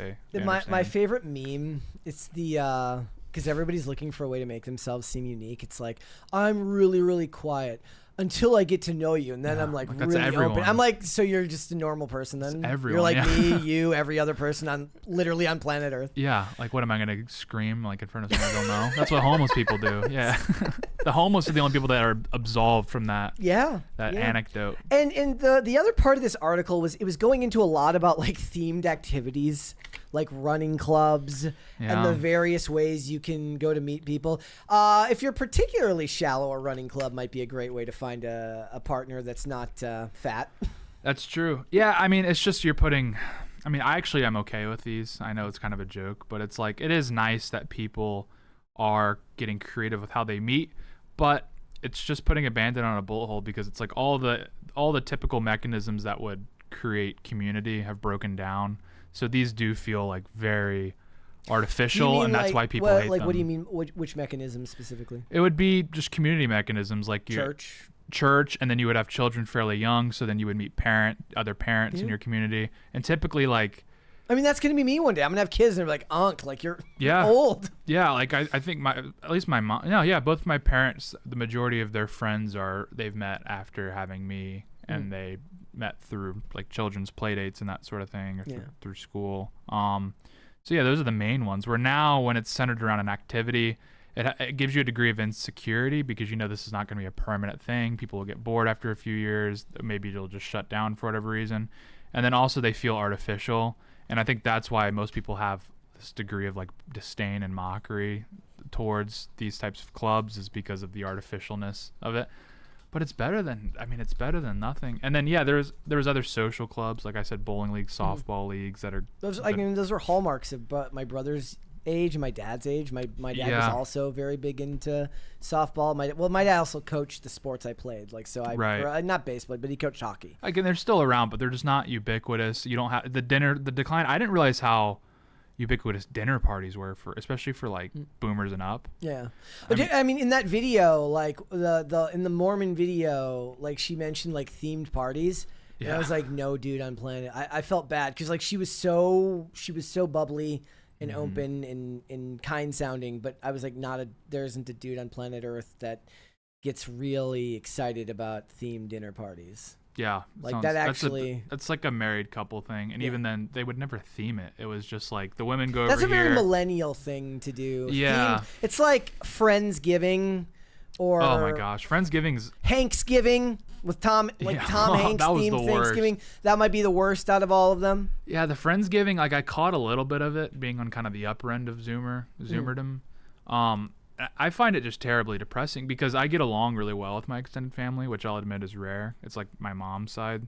Yeah. Like none of us have any beef. Like we're all pretty much aligned on everything. So when we get together for Thanksgiving, it's a great time. There's no drama. It is weird, like, because I'm from a family where we get along. Like we don't like. There's nothing for us to fight about, but we don't also see each other that much because we live in different parts of the country. Oh yeah, like we see them like 3 times a year. When you see the people with like major drama in their family, it's crazy. All right. Yeah, so it's like I don't even like Thanksgiving's or Friendsgiving's not that appealing because Thanksgiving's already a really satisfying time. 20 here from Shane H. Wilder. He says, I joined Knights of Columbus for the fraternity, but it's mostly old guys. I think there are maybe 5 or 6 young men like me. I keep trying to sell it by telling every 20 to 30 something Catholic to join. They give you a sword. I mean, that's how they should be selling it. They're like, join us. We'll give you a sword. Well, in New York, the Knights of Columbus are a cheat code if you want to hear like mob stories. My friend would take me to this one in Hell's Kitchen, which now is a completely gentrified, normal, uppity neighborhood in the west side of Manhattan. But back in the day, it used to be this very violent Irish neighborhood. And this wasn't that long ago. This would have been like the 60s into the 80s. And so you would go to the Knights of Columbus there, which is just a bunch of old guys getting around to drink. And yeah, there would be these old Irish guys in there who it was vague what their association was with the Westies, which was the Irish mob. Yeah. A lot of them just wanted to say they were closer than they were, but they were all there, and they all knew people that were in the Westies. And you can get some great stories. So if you live in a major city and you want to get some good organized crime stories, maybe your local Knights of Columbus might be an option. Yeah, Protestants, we don't really have any clubs that facilitate those types of storytelling. Typically, people just complain about their golf game at ours. So now that I'm getting married, I got to think of like what clubs I'm gonna join once I have whatever ones are kids. left. Yeah. All right, guys, let's move on. Let's get to the super chats here. Again, we're here till 5. If we get through the super chats, we're just gonna hang out. But I do believe that I just saw this one here. Let's go. All right, first up from Shane H. Wilder. Happy Friday, Brett and Tate. Did anybody know that Sydney Sweeney had a movie out today? You'd think with all the publicity lately that it would be promoted. It's that one that she was doing the red carpet for last week. I don't even remember what it's called. Where she looked weird. She had like a bandana on. I don't know. Again, I'm not the target market for literally any Sydney Sweeney movie except for Madam Web. But in general, all the Sydney Sweeney that I've consumed movie-wise has been against my will. I think the only thing I've ever seen her in was White Lotus. There you go. I don't know. I mean, I know she was in a movie with Glenn Powell. That's the one that everybody knows. Anyone but you. Glenn Right. Powell's the man, though. I'm glad you know his name. Yeah. Well, yeah, Top Gun. Yeah. Oh, did you like Maverick? Loved Maverick. Yeah, Maverick I was literally. Okay, if you like Maverick, you need to go see F1. F1. I loved it. F1 was great. F1 was freaking great. Yeah, Maverick was great. Like I literally was talking to a recruiter for like 2 weeks after. Like I totally He was doing his job. You're like, you know what? I could fly F-15. But my dad said when the original Top Gun came out, he was like, you would come out of the theater and they'd be recruiters just sitting out there and be like, you like what you saw, boy? You want to fly one of them things? You want to go kill some Russians? Yeah, and the next thing you know, you're peeling potatoes on a boat in the Gulf. But yeah, you like what you saw, boy? No, it had like a 600% increase in like military signups after the movie came out. Yeah, they almost got me because I was like, I was probably 20 when that came out, so I was the target demo. Yeah. And yeah, I was like, I really wanted to go. My dad was like, "Please finish your degree and go in as an officer." Yeah, you gotta like was a. He's like, "You're not gonna be flying. You're not even gonna be on the. You're not even gonna be on the deck. You're gonna be down below, like doing some crap." It's like so it would be like what's officer candidate school. Yeah. I was gonna. I mean, that's a bit personal. Yeah, I was gonna do OCS before I came to Timcast, and then, for a variety of reasons, decided not to. But yeah, sometimes you see Top Gun highlights, and you're like, that would have been kind of sick. Well, I mean, you can't go wrong, right? Yeah. You're like, I mean, that is the quintessential, like, no dude looks at that and is like, that's lame. Oh, it's like so no cool. actual dude looks at a dude flying plane like fighter jets and is like, lame. Like I'm aligned for the most part. Like people that are very critical of the foreign wars and the foreign policy, America's foreign policy. But to be anti-military feels really gay because it's like, how can you not see that and be like, that is so sick? You can be upset about what they're doing, but just watching a jet get slingshotted off the deck of an aircraft, how does that not just make your balls rumble, you know? It's one of those things that ends up being dichotomous for a lot of people where they're like, look, and I am one of those people. I am the quintessential, like, we had the discussion on IRL on Wednesday when I was talking to this guy. I'm like, look, a lot of people are still pissed about their kids being sent off to war to die for lies. But I loved the mid-2000s military propaganda that every TV show was kicking out to me. Like, I was like, maybe we should go in there and set things right. Put in your ass is the American way. And you're like, yeah, let's go back over there. We got unfinished business. There's still countries over there. We can't let that stand. Like, they're different than us. We got to move quick. The point is that it plays on like a part of you as a dude who's like, you know, like that's the quintessential male power fantasy. Yeah. It's like no dude hears about special forces and thinks it's lame either. It's like nobody wants to hear about, you know, nobody listens to somebody tell stories about Delta Force missions and thinks, oh, I'm going to go get a sandwich. No, you want to hear that stuff because for guys, it's like, this is like the quintessential peak of like what you're capable of as a person. And for, if you want to take it from the American perspective, it's like, oh, look at just how unbelievably effective American training is towards these things. Again, it's for the people watching it, it's a fantasy. It's not reality. That's not the point. When you go see Top Gun Maverick, it's not because you think that's what your life's going to be like. It's because you're a dude and you're not gay. Right. Yeah. Precisely. Yeah. Greg Duvier says, put a girl on, like Libby or Olivia. Oh. I can't do that. Yeah. There's no girls here. It's too late. We are going to go see Top Gun again. They don't have time to get here now. Sorry. If you donated 20, we would have saw it and called them. Oh well. Greg Duvier says Mocha live on the 900th episode. I can't do that. I'm sorry. It's not possible. Could you FaceTime the cat? Maybe. Should have a phone? We're not gonna do. Well, no. I've banned Mocha from Q to the Day, and I'm allowed to because Mocha's. I'm about to adopt Mocha because me and Olivia are getting married. So right. Yeah. There you go. Honky Kong. I'd rather myself go to. I'd rather. What is it? I think he's saying like. I'd rather dome myself than go to a theme party. Yeah, me too. I think you can say that. Yeah. Me too. Yeah, me too. Never interested to me. I mean, there's a few themes that I'd actually be kind of okay with. Now I think about it, like a Top Gun themed party. Top Gun themed party. I think like mid 2000s NBA role player themed party where everyone wears like their favorite role player's jersey, like show up in like a Mike Bibby jersey or something. So wait, which era? Mid 2000s. Mid to like late 2000s. Wait, can I be Kevin Garnett? I mean, yeah, I think he was a star. Yeah. You got to go deep in the. So you got to go like deep in the. Oh, yeah, okay. Yeah. I don't want to do that. You could do like a Shabazz Napier. Okay. Yeah. We're good. But that'd be a great party. I think it'd be fantastic. Shane H. Wilder says a Mormon dating show and it's not called The Magic Underwear. Apparently not. Is that a joke I'm not getting? Yeah, it's something like. There's a thing with Mormons that they have like some of them believe in like this magical underwear. I don't remember the intricacies of it. Someone explained this to me one time. Well, that's good on the producer. The producer's like, sorry, that's a little too niche. They're not gonna get it. It's temple garments, so they have this sacred garment that anyway. All right. It's a thing. I mean, they call it temple garments, but we call it magic underwear. Okay. All right.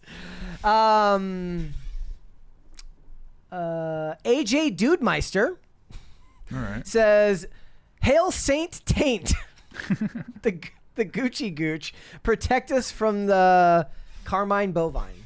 Oh, okay. Is that like the red heifer? Oh, I have no idea. that's what it is. The Carmine bovine, the Okay. red heifer. Yeah. All right. Yeah, we'll try, dude. We put our best fight up, but they did sacrifice. So we'll see if their Messiah comes back anytime soon. Pop Culture Junkie says, pasting is a mostly British term that can mean nasty criticism or a severe beating. I am ignorant to these terms. Do you see the story about the British female cops getting dressed up to go jog and then arrest people? Yeah, that's IRL baiting. Like, that's crazy. Like, isn't that entrapment? Yeah, well, it was funnier too because they couldn't really publish their findings because it was like all The neighborhood like, that's- Pakistanis. That's really funny. Like, I know Failed successfully. Yeah, like I know it's whatever, but it's really funny. Like, it's actually a really good idea is just pimp out your police officers. Well, I mean, isn't that what they do when they find attractive female cops? They have to send them undercover to to be hookers. People just pimp them out. Yeah. All right. Where do we leave off here? All right. Manic Mustache says, late as usual, but apropos to the current sausage situation, you have just been pulled over. Which cop is a worst case scenario? Shaq, Steven Seagal, or Dean Cain?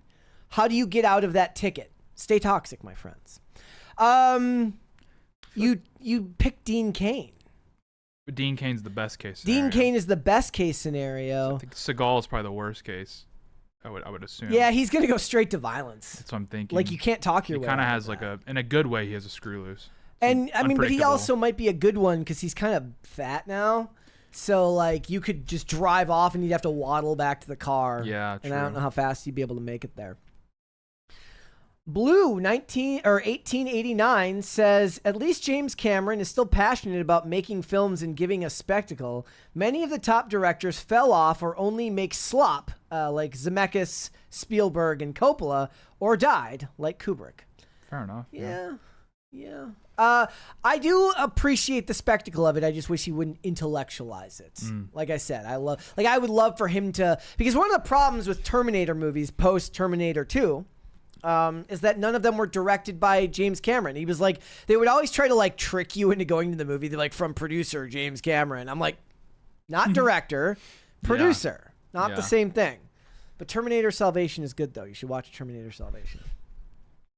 Greg Duvier says, I still think Mary is doing cringe. Brett would not marry someone that would torture herself or us with these videos. Yeah, her Olivia's algorithm is fucked. Oh, dude, that's bad. And to be fair, she only does this like when I ask her to give me cringe for the next couple of days. Imagine just showing like a medieval peasant her feed for like 5 minutes. Yeah.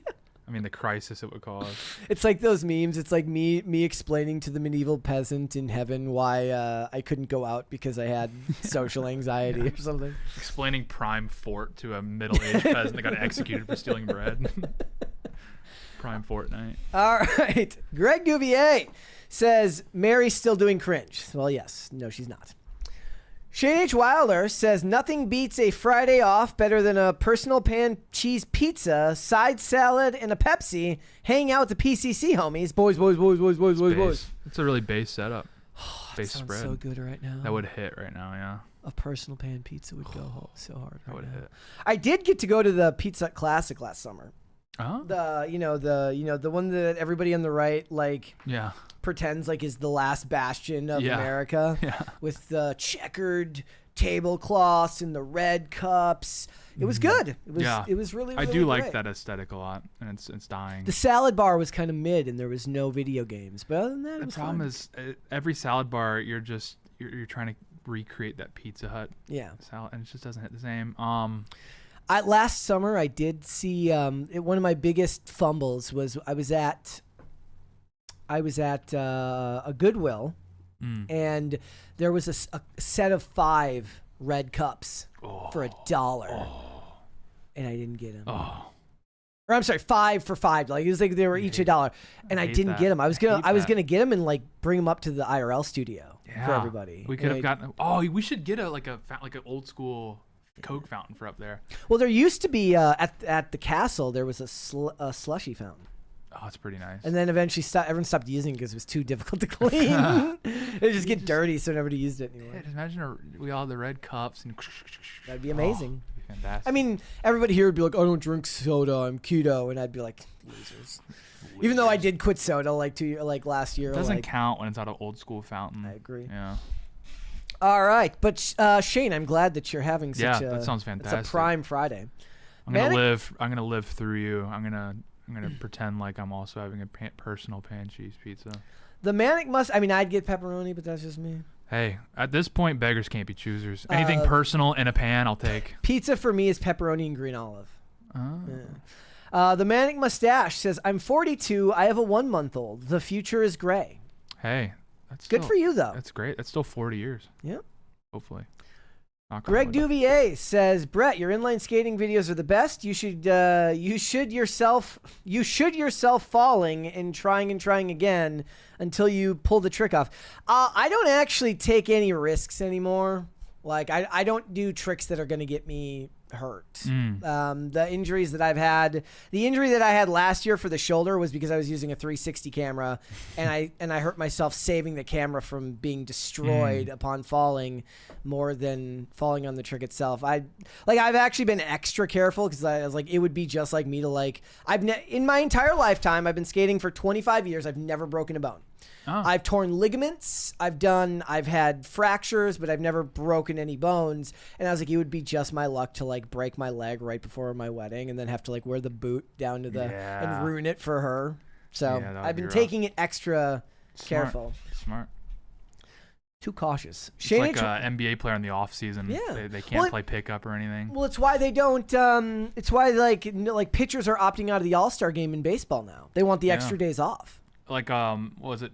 Jason Williams ruined like none of them are allowed to ride motorcycles anymore in their contract because I think it was Jason Williams like ended his career like a weekend. I mean, I would do that if I was paying you $50 million.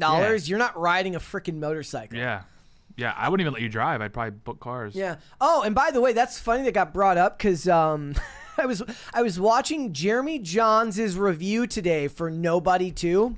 He gave it Good Time, No Alcohol Required, by the way. At least I think that's what it was. And he was wearing a cast, and I thought he was doing like a funny thumbnail because the thumbnails for the advertisements for Nobody with Bob Odenkirk, it's always like him getting punched. Yeah, he's looking like this. It wasn't. Apparently, he was a car wasn't paying attention and hit him, and he was on a motorcycle.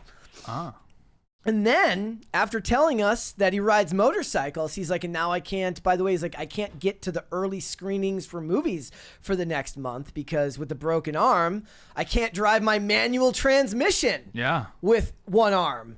And I was like, he's just a man's man. Let's freaking go. So he's like, he's got to like get a ride to go. He's got to take rideshare apps to go see movies for the next couple of months because his arm's in a sling. Oh, poor guy. He doesn't know me, but get well soon, Jeremy. He's somebody I would love to have on. I would have loved to have Jeremy Johns on this show, but I don't think he would. I would assume he wouldn't want to do it given the political implications.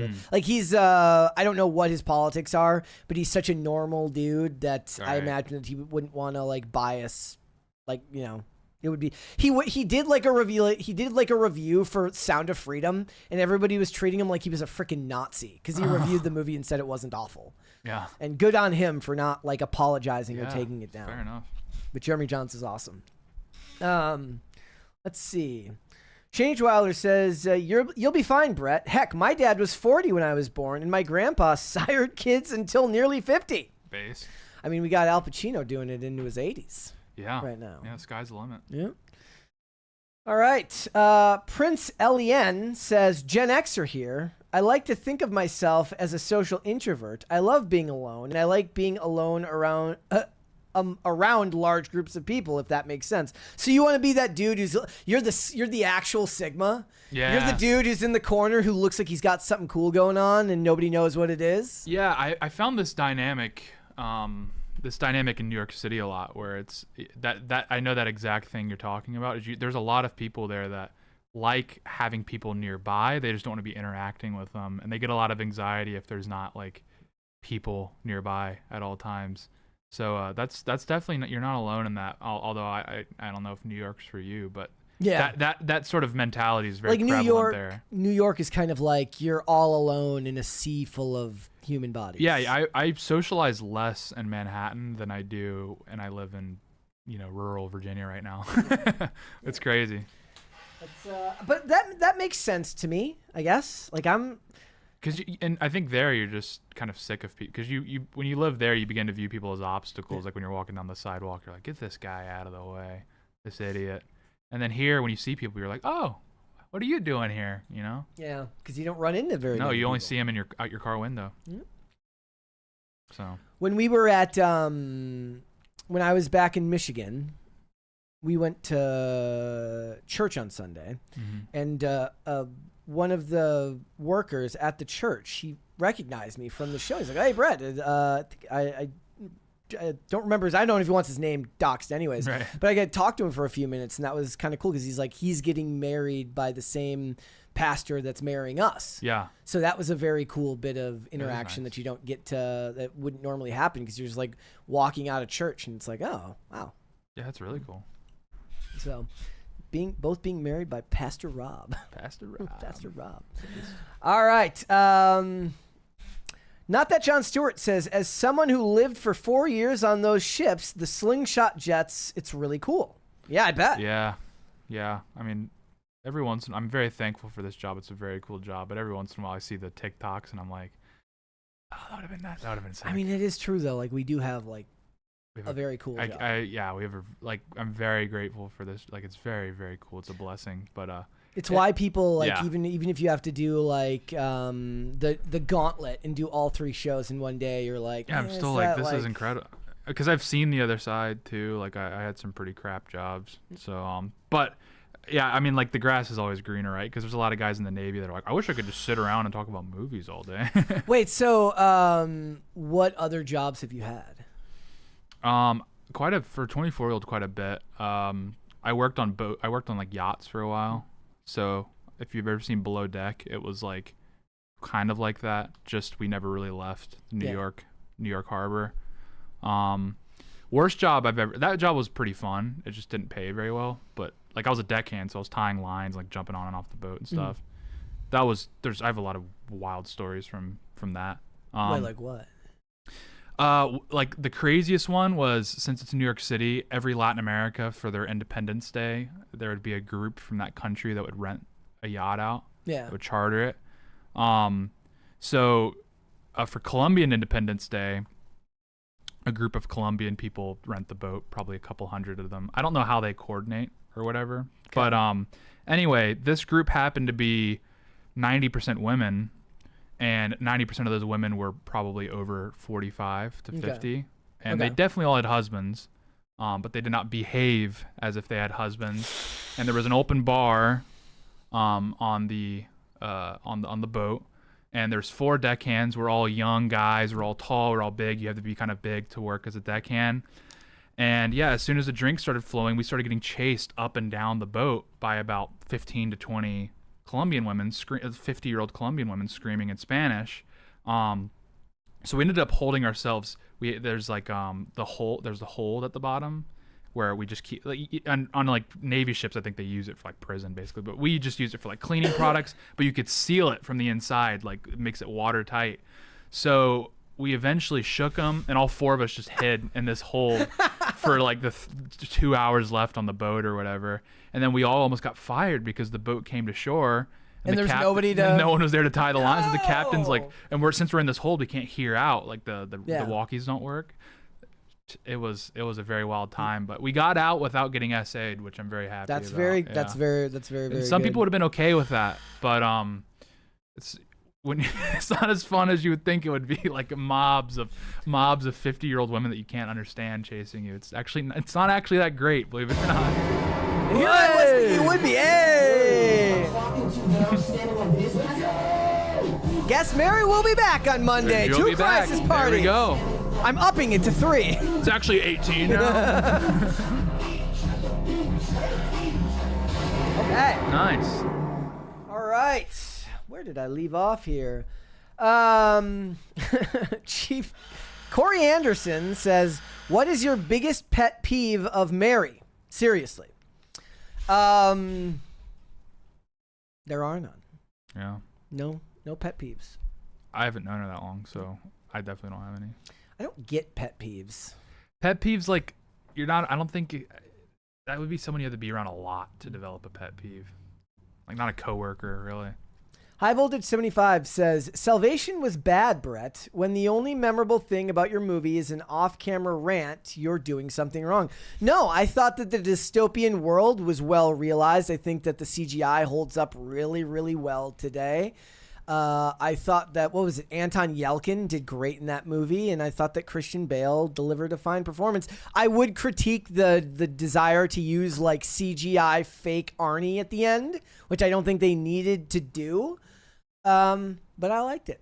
That's my story, and I'm sticking to it. I think it was Anton Yelkin. All right. Where did I leave off? Shane H. Wilder says, I may be off, but it's still Friday, and I can't have meat on Friday, so cheese pizza. Also, they have knockoff red cups on Amazon and legit ones on eBay. Yeah, I almost bought the legit ones on eBay once, but now if I'm going to get them, I'm going to get them from a thrift store. Are the Amazon ones convincing? I've never seen them. Okay. But I'm going to stick with the ones that I know. I really want to get the like the proper glasses that you would get from like a pub. Yeah. You know, like just with Bud or Miller. That'd be nice. And just drink water out of it. It would be very poetic.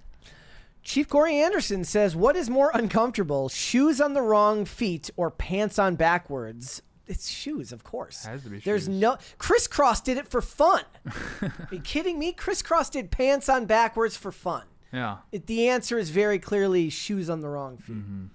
Yeah, I'm in agreement. Also, it's one of those things there when you do it, you're like, it's a harbinger of an awful day to come. You're like, oh! Right. It's like, it's kind of a chicken or egg thing. Like, you know when you catch your backpack on like a door handle? Or your pant loop on a door handle? It's not actually annoying you that much. It's that you are already annoyed because that, like, you're already having a bad day, which is why you're moving too fast, which is why your pants got caught on a door handle to begin with. So you think it's like all coming to blows at once, but it's actually a progression of inciting incidents that causes that. My friend's my friend's roommate in college, he was trying to rush out the door. He had his backpack on, got hooked on the door handle, and it ripped the entire door off of its hinges. And he got like, this was like clearly his like on his last leg. So he turns around and the door's kind of sitting against the thing, and he just karate kicks it in half, and his foot gets stuck. I mean, that's in it. the only. That's the only answer. That mad, he crashes out, kicks his foot, it goes through the door, and then as he pulls it out, it just like rips his leg up on the way out. Like there's nothing wrong. Like what else do you do? Do you go, well, that sucks? Yeah, justified crash out. He just destroys it and like rips his leg up in the process. Like, it was just a wild. But like, it totally, I did not think he overreacted. I'm like, yeah. Like there have been days where like, you know, the thing where like you enter a room and you hit your shoulder against the. Yeah, and you like punch the wall. Punch the wall. That's part of being a white guy too. Is you've punched drywall at some point. At some point, I did see this funny video the other day where it's like there's a hole in the wall and they do like a CSI and they have all the family put their hand up to see whose hand it matches. Nice. All right. Corey Anderson says, who is more Irish, Shane or Seamus? Is it about Shane Cashman? I mean, I have no idea what Shane you're talking about, but I'm going to go ahead and say Seamus just based on his name. Yeah. Corey Anderson says, Shane, can't you get a special dispensation for meat? I guess on Fridays, he said. Oh, right. All right. But Shane Wilder's, are you talking about Shane Wilder's Irish? Oh, I don't know if that talk. I know that what he's talking about with the meat on Fridays is for Shane H. Wilder. Right. I don't know which other Shane he's talking about. Dingus Khan of Gongolia says, Brett, I know you haven't watched literally everything, but wondering if the show Cardinal is good. All 4 seasons are $10 total on Fandango. I never saw it. I can picture the cover of it in my head because I'm an IMDb frequenter, but I've never seen it. But is that the show everyone was talking about leading up to the Papal Conclave? I don't know. Maybe. I think that's the show everyone was. Sound like it was good. I never saw it. Shane H. Wilder says, Corey, name-wise, both Shane and Seamus are Irish for John. Although Seamus is more Irish than me, I'm only a quarter Irish. Wilder is a Bohemian name. Oh, that's very Texas, Irish, Bohemian. Yeah. Nice. Corey Anderson says, tell Tell Hollywood I will only watch movies if Sydney Sweeney is in it. Well, you better make good on what you said then, because she's got a movie coming out this weekend called Americana. Clear your plans. And it's called Americana. Come on. What are we doing What here? are we doing here? Yeah. Shane H. Wilder says, Corey, I'm not getting dispensation. It's penance. Mm. All right. He's sticking with the cheese pizza. I respect that. So is that what you're going to be doing tonight? The cheese pizza? No, hey. You have to do IRL tonight? I'm filling in for Callan, so I'm doing the Okay. clipping. So if the clips are bad this weekend, that's my fault. Sorry, everyone. That's okay. Yeah. That's okay. All right. James is fake Irish. Is that true? Is James a fake Irish name? James? James? I mean, yeah, because I think it's pretty common across the English-speaking world. Olivia Clare says, Brett's an IMDb girly. That's true. Is that true? That's true. It's weird. I was looking because I was trying to delete my LinkedIn or deactivate my LinkedIn, so I Googled to see if it was still there. But now I have an IMDb. Oh, yeah. Like everybody here does. Nobody knows who uploads it. Yeah, who's doing it? I have no idea. I don't know if I want that. Yeah, you don't have a choice. Yeah. Yeah. But it replaced my LinkedIn, which is kind of It's interesting. curated by other. Like the worst part for me is like I have one and it's like it doesn't even have all the episodes. So like if it's not even going to be all on there, It's like, not what's even the point? accurate. Like what's the point? I think for me it just had like one thing listed. And I was like, this is even Well, now you more awkward. you should have all of it. You should have the morning show. You should have IRL, this show. So I'm just trying to collect all the. Now you got to go all on the culture listings. war. Now you got to. Yeah. Fair enough. Corey Anderson says, "Are we going to talk about the USS Pueblo?" I have no idea what that is. USS Pueblo. No idea. USS Pueblo. Is that like a slur? Did I just say something wrong? I didn't even know there was a USS Pueblo. I'm guessing that there isn't. Former Navy ship that was. See, I'm into this kind of stuff, and I don't know what this is. So what is it? It's the yes, okay, I do know about this. It was a research ship that the North Koreans seized. When? Like 1960s, I think. Yeah, they the North Koreans attacked it and captured it, and then they have it on display in North Korea as like a big flex, which is really funny. Plank 9 in the Rumble chat says, "Shut up, Brett." He always he hates it when I talk. Dude, it's my favorite part. Dude, he probably hates the show then. Yeah, he's like that's the best. All right. So you got is Tim gonna be back next week? That's another discussion. Like Rumors. I mean, yeah. If you're watching here first, the rumors are he'll be back Monday. If not, you'll see me. But he should be back Monday. So that was like a big deal because like not a lot of other people had done the morning show. I know that Libby had done the morning show. Libby's done it. Yeah. Is there anybody else? Not since I've been here. It's only been Libby, and I think he's only done the show since like February or March, or restarted it since like February or March. Yeah. Yeah, it was like I was in, I think this was June, and yeah, it was like I think it was like a Thursday or something. Anyway, yeah, he's sick, and Libby couldn't come in, so they're like, I guess we won't do it. And I told Sean, I was like, I could try it. Yeah. He's like, okay, and I was like, oh, I was kind of bluffing. You were you were kind of. It was one of those things where you said it, but you were hoping no, but I they did would say no. No, I actually did want to try it out, and then yeah, Tim I think tolerated it enough to let me fill in now. He like watched it. He's like not horrible, and that's yeah. He's like I didn't vomit, so yeah. That's like a big vote of confidence though. I guess so. Like, yeah, it's a lot of viewership that goes to that. Yeah, and I really like doing it. I want to get better at it. Like I What's feel the like hardest part? Just having a prolonged opinion on something. Yeah. Like the last one I did, I was pretty weak on the topic. It was like the Ukraine-Russia negotiations. I mean, I have some thoughts on it, obviously, but to be able to extrapolate, to basically be able to provide commentary on an article that already provides commentary is super difficult. Because you have to have your own unique perspective. Right. Like a lot of issues I can actually go even further than what the article says, and that's what people are watching the show for the most part.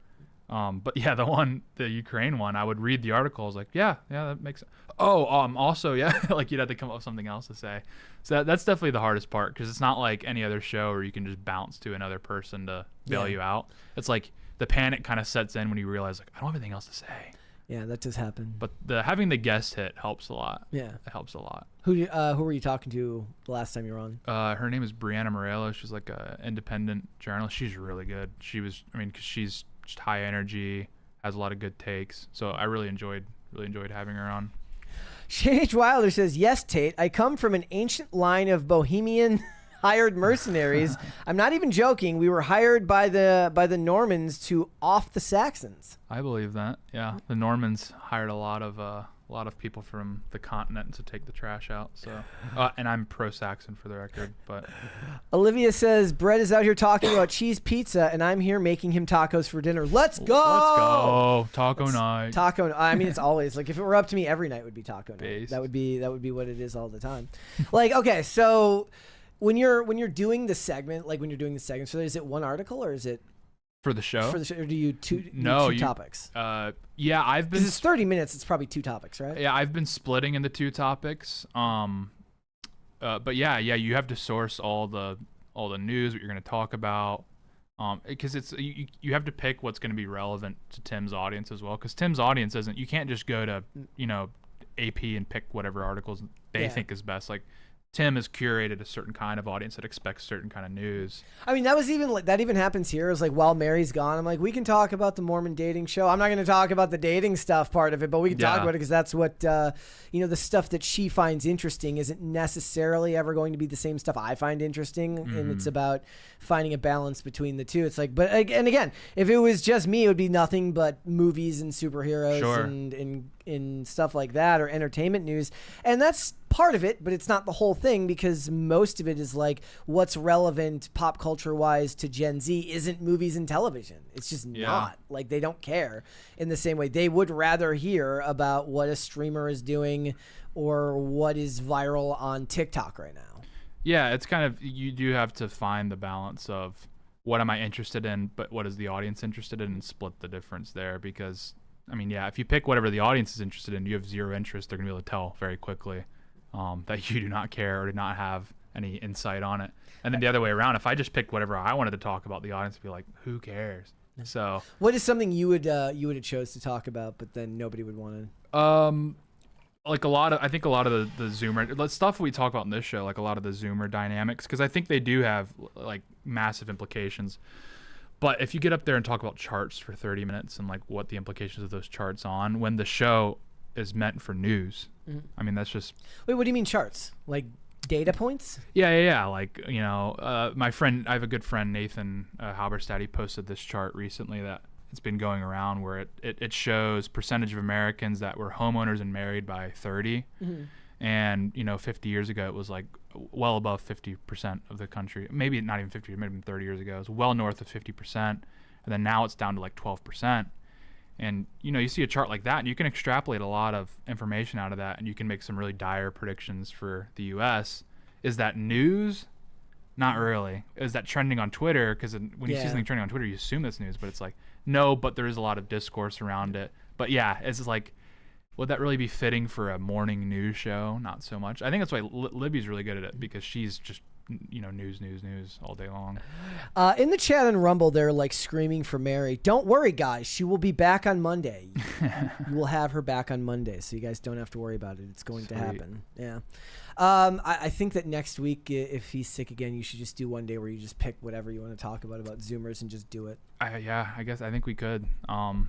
Maybe. Yeah, we'll see. But I really like doing it. And I'm slowly but surely getting more comfortable doing it. Yeah, because I went from like when I got hired in April, I think. I'd never been in front of a camera in my life. And so like going from that to like you have a bunch of people in a Rumble chat giving their opinion on you, whether it's good or bad, is like really weird. It's a really weird feeling.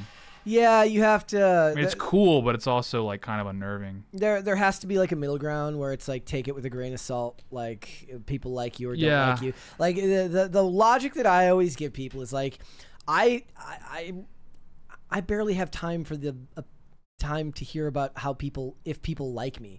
Why would I give any time if they dislike me? I get it. Like, voice your opinion. That's fine. Like, very few people in the world could ever be harder on me than I am on myself. It's like nobody. You can't say anything to me that I haven't said to myself 3 feet in front of the mirror. Yeah. So, but it doesn't make it any less weird. It's weird when it hits you for the first time. But it's really sweet.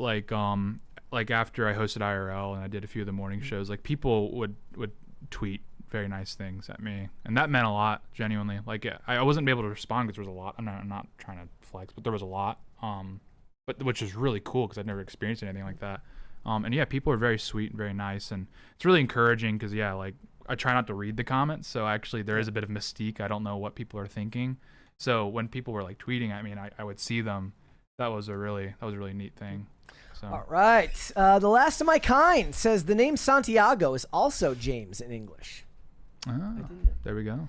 All right, we got one more here. Brian Bledsoe, thanks, says F1 is my favorite film this year so far. Will miss not seeing it in theaters, heading out to see it one more time. I believe, is this because it came back and they brought it back for like premium large format, like it came back for IMAX, which is cool, right? Yeah, I mean, it is one of those movies where I feel like you lose a lot of the spectacle if you're watching it at home. If you liked F1, I would recommend checking out, if you didn't already, the 2023 Gran Turismo movie that was based on a true story. It was a lot of fun. It was really, really good, and I liked it as much as I liked F1, so maybe check that one out if you haven't already. That was a fun one, Yeah. Oh, did you see that one as well? Yeah. Mike, bro, you got to be doing movie reviews with us. Like, what the hell? Yeah. All right. Greg Duvier says Mary is just burning the gongo to ashes, so we stopped talking about it. It's probably true. Yeah. I don't think so. All right. Guys, before we go, would you hit the like button on this video and subscribe to the channel if you're new here and you have not subscribed here yet already? Please and thank you. I want to thank all of you for sticking with us this week in Mary's absence. She will be back on Monday. And I want to thank you, Tate, for coming out and helping out. It was a blast. I mean, the PCC chat, they're so funny. The chats are great. Like, the community is so sick. It's like a really sweet community. So yeah, I had a lot of fun. Brett's awesome, so it makes it easy. I feel like we're just chatting and there happens to be a camera rolling. And you're going to be back for episode 900 on Tuesday. Yes, yeah, I'll be ready. All right. It'll be a festival. Where can they find you? Joy. Yeah, find me on X and Instagram at Real Tate Brown. Come hang out. I don't know. I might be off camera for a little bit now when Tim's back, but yeah, we can chat. We'll hang out. It'll be a good time. So yeah, see you Tuesday, I guess. All right, guys, as I said, a heads up, episode 900 is on Tuesday. We always celebrate during the milestone episodes for the show. You gotta take time to appreciate things when you have them. Stop and smell the roses. So you should join us all next week, but definitely on Tuesday. Again, Mary will be back on Monday, but if you want to follow me, I'm on Instagram and on X at Brett Dasovic on both of those platforms. The show is here 5 days a week, Monday through Friday, 3 p.m. Eastern Standard Time, which is, of course, noon Pacific. Tate is also going to be helping fill in for me while I'm gone for my wedding and my honeymoon. Yeah, I'll be He's back. He's doing this chair. I'll be back. Yeah, it's going to be wild pressing buttons. I don't know if I'm ready. We'll see. He's gonna get me sorted, so. And then, guys, if you want to follow the show on social media, we are on Twix at popculture_show, Facebook at popculturecrisis, Instagram at popculturecrisispod. There's one more here from Pat the Plumber. Says Tate did bring Brett some red heifer ash to cure his blindness and deafness. It's true. He said he's going to apply it over the weekend and see what's going to happen. Well, I mean, maybe tomorrow I'll come in, or on Monday I'll come in. I'll be able to do hear a quick perfectly line of out it, of both ears, and everything will be good. All right, ladies and gentlemen, thank you so much for joining us today. We will be back with another episode on Monday. We'll see you then. Bye-bye. Bye, everybody.